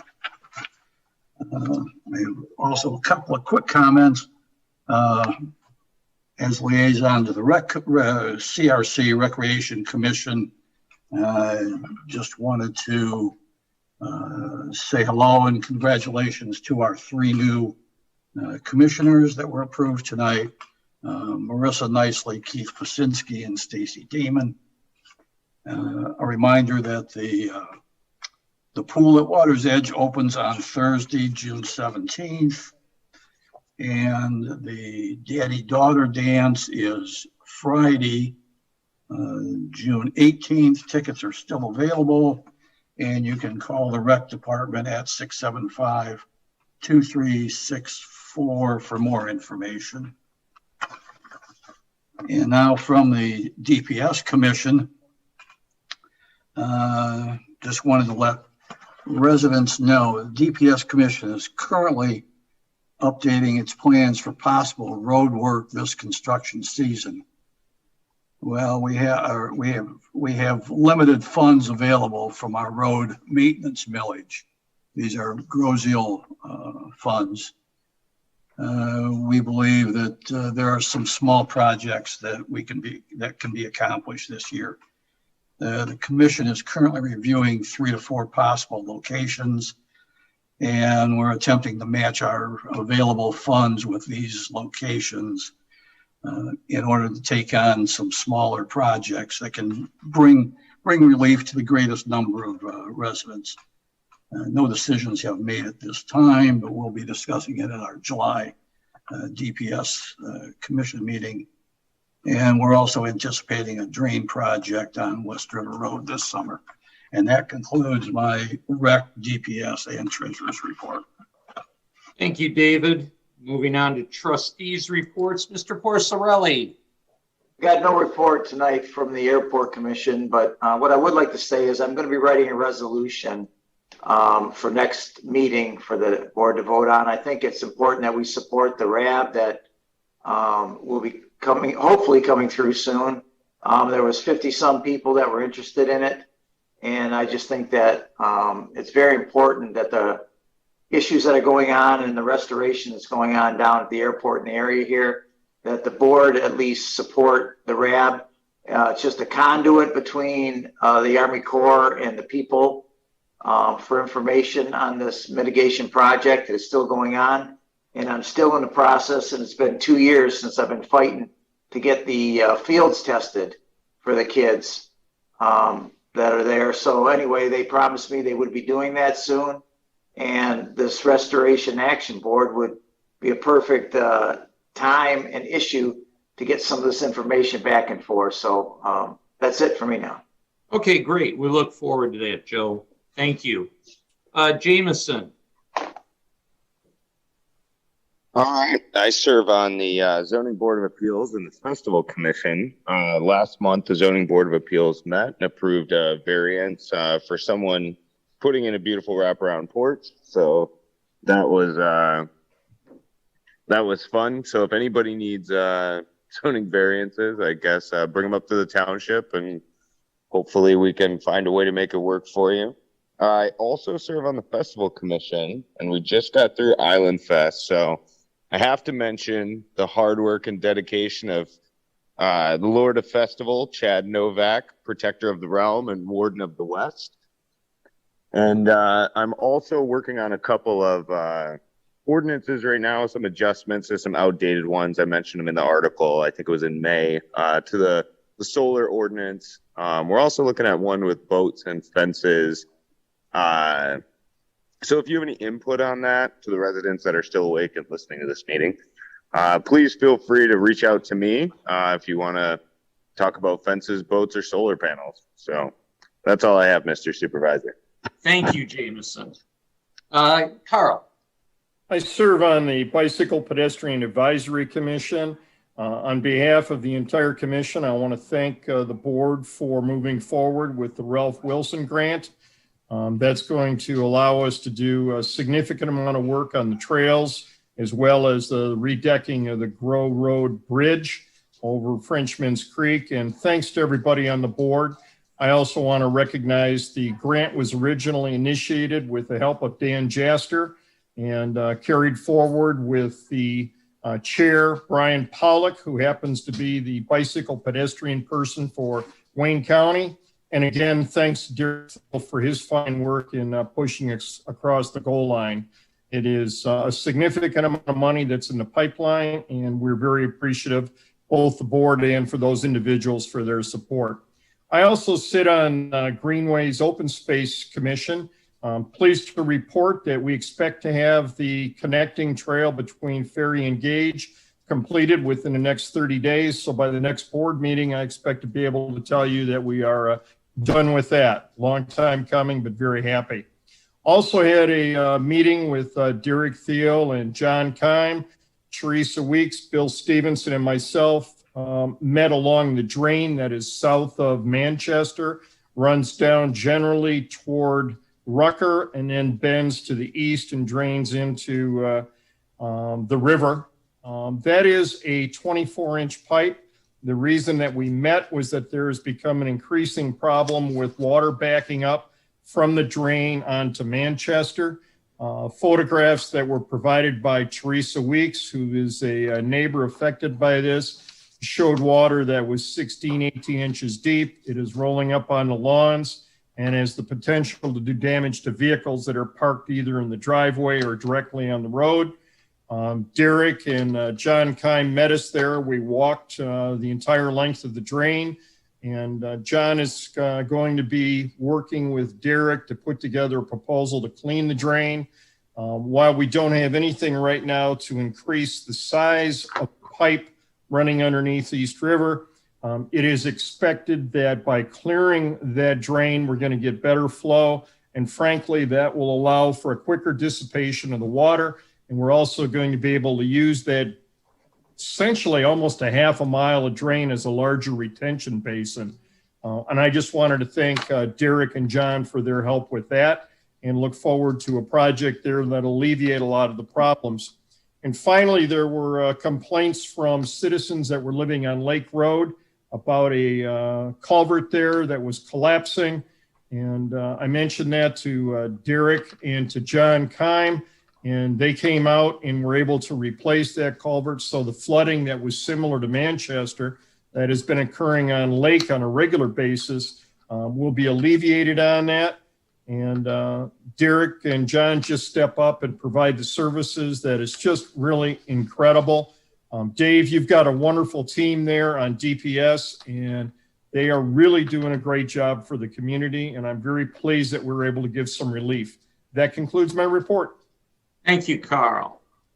Mr. Jarecki, there you are. Yes, real brief. You're going to see a greater presence of the police department out on the water. Okay, they have a special fund, so it's not going to be something that comes out of their normal budget to provide that service for islanders. The reserve police and the day shift police and the afternoons did a great job monitoring or making sure that the fireworks went off safely at Island Fest. And the other thing is there's a lot of proactive measures being discussed at the commission meetings regarding what we can do to help preserve the bridge once it's up and going again. So we talked a little bit about it, Uta, I think you and I did, and there's a lot of things we're considering, so that we can possibly do, and more to come on that. That's it. Mike, just a quick question. You have your commission meeting tomorrow? Yes, sir. Is it in person or is it Zoom? I think it's in person. The last one was yes, in person. Okay, thank you. It's in person. Thank you. Thank you. Okay, Township Attorney, Mr. Assorti. Mr. Supervisor, members of the board, first, once again, I want to say congratulations to Chad and the Recreation Commission for the Island Fest. Outstanding job. I know there were some concerns about numbers, all kinds of things. I mean, all of us are at the point now where we're not wearing masks if we've been vaccinated. Just outstanding job that they've done. So you've heard me talk a whole lot tonight, so I'm not going to say a bunch, but I was fortunate enough 23 plus years ago to start working officially with Dale. And Dale, it's been an absolute pleasure. Thank you. I'm looking forward to continuing to work with Derek, and hopefully we can continue the same type of situation. And he's got some big shoes to fill, but I'm pretty confident Derek will be able to do it. Oh, 33rd District Court, we're still in, still having Zoom hearings. There's no real sense of when that's going to end. There is some indication that criminal trials will take precedent. So once they do start and we do open up, it'll be there. But things are going along, and fortunately, there's been a substantial reduced number of issues that I've had to deal with from a criminal perspective on the township level. If anybody's got any questions, you know how to get a hold of me. Thank you. Thanks, Tom. Township Manager, Mr. Riem. Thank you, Mr. Supervisor. A few brief items. First, I'd like to report that our next meeting, July 12th and August 9th. And Clerk O'Connor, I think along to your line, some of the questions earlier. On March 8th of 2021, the Township Board approved an annual meeting schedule for the entire year. And that schedule was approved with one meeting in June, one meeting in July, and one meeting in August. So every year prior to the new fiscal year of April, we adopt a schedule for the entire year. So I just wanted to make that point known to everyone that this was something that was scheduled, and it wasn't, as some may have alluded to, as an attempt for the board not to have public meetings. Obviously, I'm going to miss a lot of things. I appreciate all the kind words. Obviously, mostly miss the people. We'll not miss the negativity. Yes, we know it exists. But all that aside, I really am looking forward to working with Derek in the transition, doing some housekeeping, getting things in order. I've already begun just going through emails and clarifying my folders and getting everything in order. So I'm looking forward to that, and I will do everything to make this smooth transition. Thank you.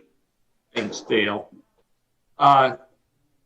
I'm going to make this very quick. I just want to say, we're starting to open up as a state. If you haven't gotten your COVID shot and you're thinking of doing it, do it. If you don't want to get it, then you don't want to get it, and that's your right. But make sure with all the information that's out there about it, that you're doing it based on an educated reasoning, and whatever you do, that it's based on that. And as far, there was a question about Zoom meetings. I would say that we probably aren't going to go back to live meetings until we're sure that we can accommodate what comes in. Right now we're not approved for full capacity, so that if we have an in-person meeting and too many people show up, the meeting's got to be canceled. And rather than do that, we will continue on for July with a Zoom meeting. And we're kind of going to take it a step by step, and as things continue to open up, and when we think we can, we don't have to worry about thinking about canceling a meeting at the last minute because too many people showed up, we will be back. Like everybody else, I want to get back to in-person meetings. But our next meeting in July, which I believe is July 12th, If I had, I'm pretty sure that will be a Zoom meeting. And with that, you will go to public comment. Public comment on the action items. State your name and where you live, and limit to 3 minutes. If there's anybody that's still awake. Greg Karmazin. Greg? Okay. Yeah, resident Clinton Township, homeowner, taxpayer 21228 East River Road, Grosse Ile. Just want to thank all members of the board for your vote tonight on the bridge engineer. I think that was a smart move. It was a good discussion, and I think there were a lot of thoughtful comments made. Just one point of clarification, though. I follow this pretty closely, and I agree with Trustee Jarecki. I have not heard Brennan make any statements in public about any length of time that the bridge will service life will be extended. The only comments that I've seen about it have been by the political appointees of the Wayne County Department of Public Services, saying that it will be a 20 to 30-year fix. I've also read and heard from multiple sources, the chief bridge engineer of MDOT has said that maybe this fix will last 10 years. So there's quite a discrepancy right now among the various sources about that. And hopefully this bridge engineer will help the township to sort that out. One other thing I'd just like to comment on the issue of the meetings. I did a little research while you were having the meeting, and the township board did meet twice in June in 2018 and 2019. Of course, pandemic year 2020, you didn't. But if I understand Mr. Assorti's analysis correctly, there's nothing in state law that prohibits the township from meeting twice a month, even if there's not an action item. And, if that was an issue, you still could have a study session. I think there's a lot of issues pending before the township, and I do hope you'll reconsider and go back to having 2 meetings a month. Thank you. Thank you, Mr. Karmazin.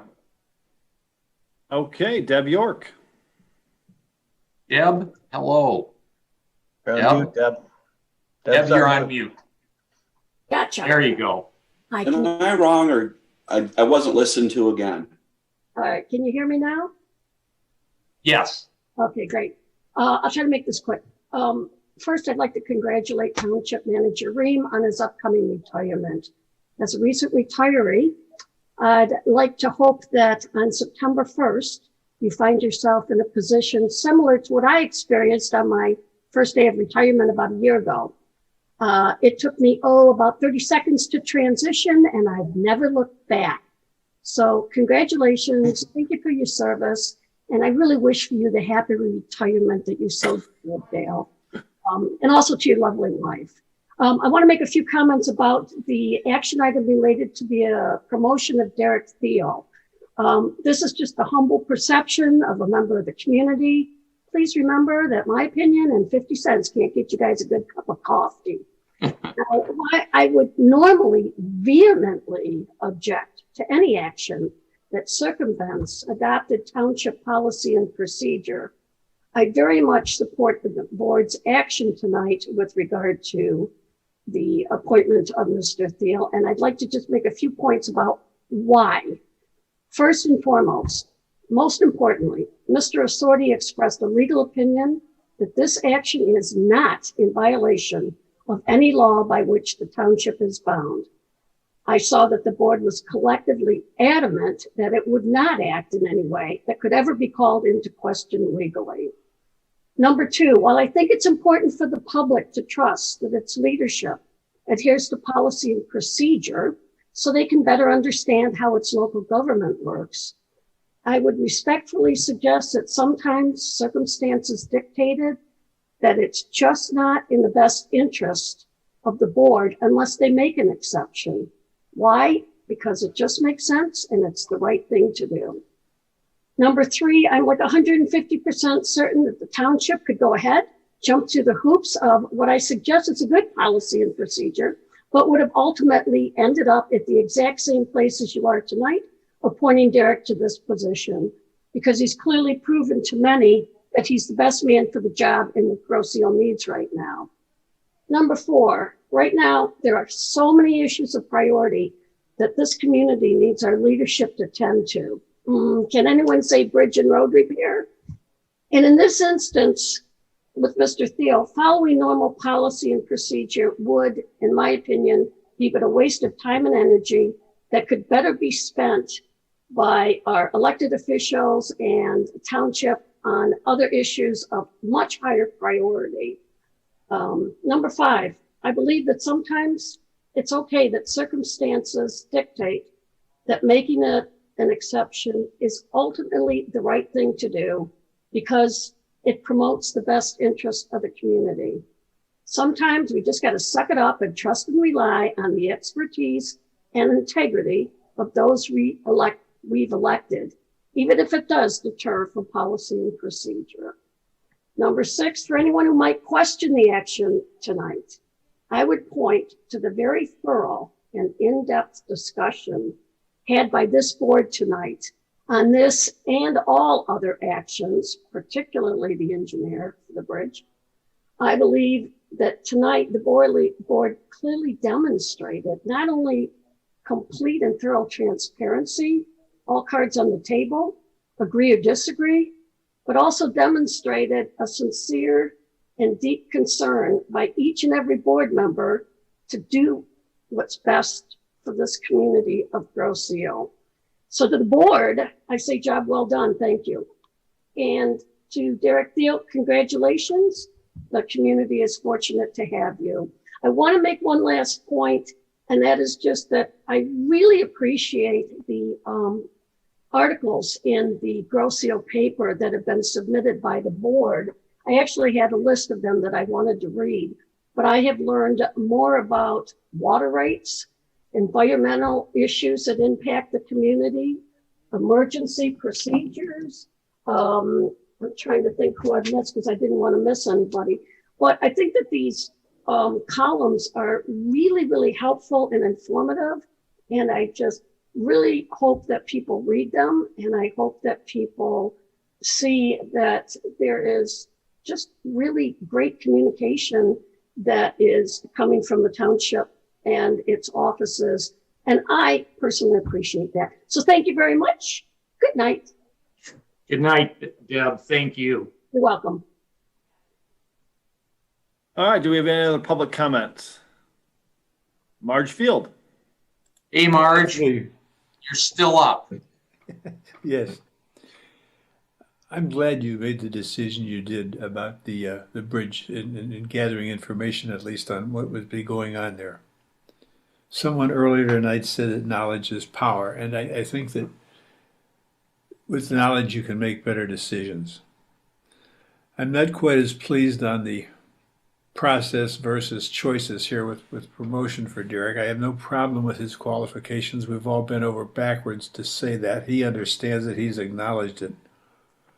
But you need to keep in mind on a consistent basis that there needs to be a procedure that you choose that is in conformance with a policy that people can trust. And if it changes as often and there's been the disparities that we've had, a lack of trust or because there's a potential for a lack of confidence. I'm not here to criticize anyone. I'm trying to point out that with consistency, there's something to be valued and gained. And I think that needs to be kept in mind. And so that the value of going through the procedure is the value of sustaining trust, even though there are other priorities in life in this community, even though we do have a lot of other things to attend to. There is some merit to that.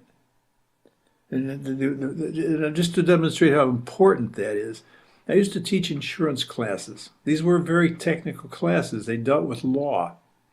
And the one that drove this point home most was maritime law, maritime insurance, cargo insurance. That is the oldest policy in the world. If you read it, the language is so funny you literally laugh. But everybody knows what it means. And in that consistency, they know how to function in a unified way that gets a process approved and completed. The process runs on trust. When you talk about your people who work for you, when you talk about the way the community looks at you, the way people who give you quotes for business proposals, the consistency has a merit. That's the point I'm wanting to reemphasize. thank you for being you. I admire your transparency. And we're all tired. I'm done. Thank Okay. you. Do we have any other public comment? Not from Marge Field. Thanks, Marge. With none, motion. Move to adjourn. Motion to adjourn. All in favor? Aye. Aye. Good night, everybody. Good night, everybody. Thank you. Thank you.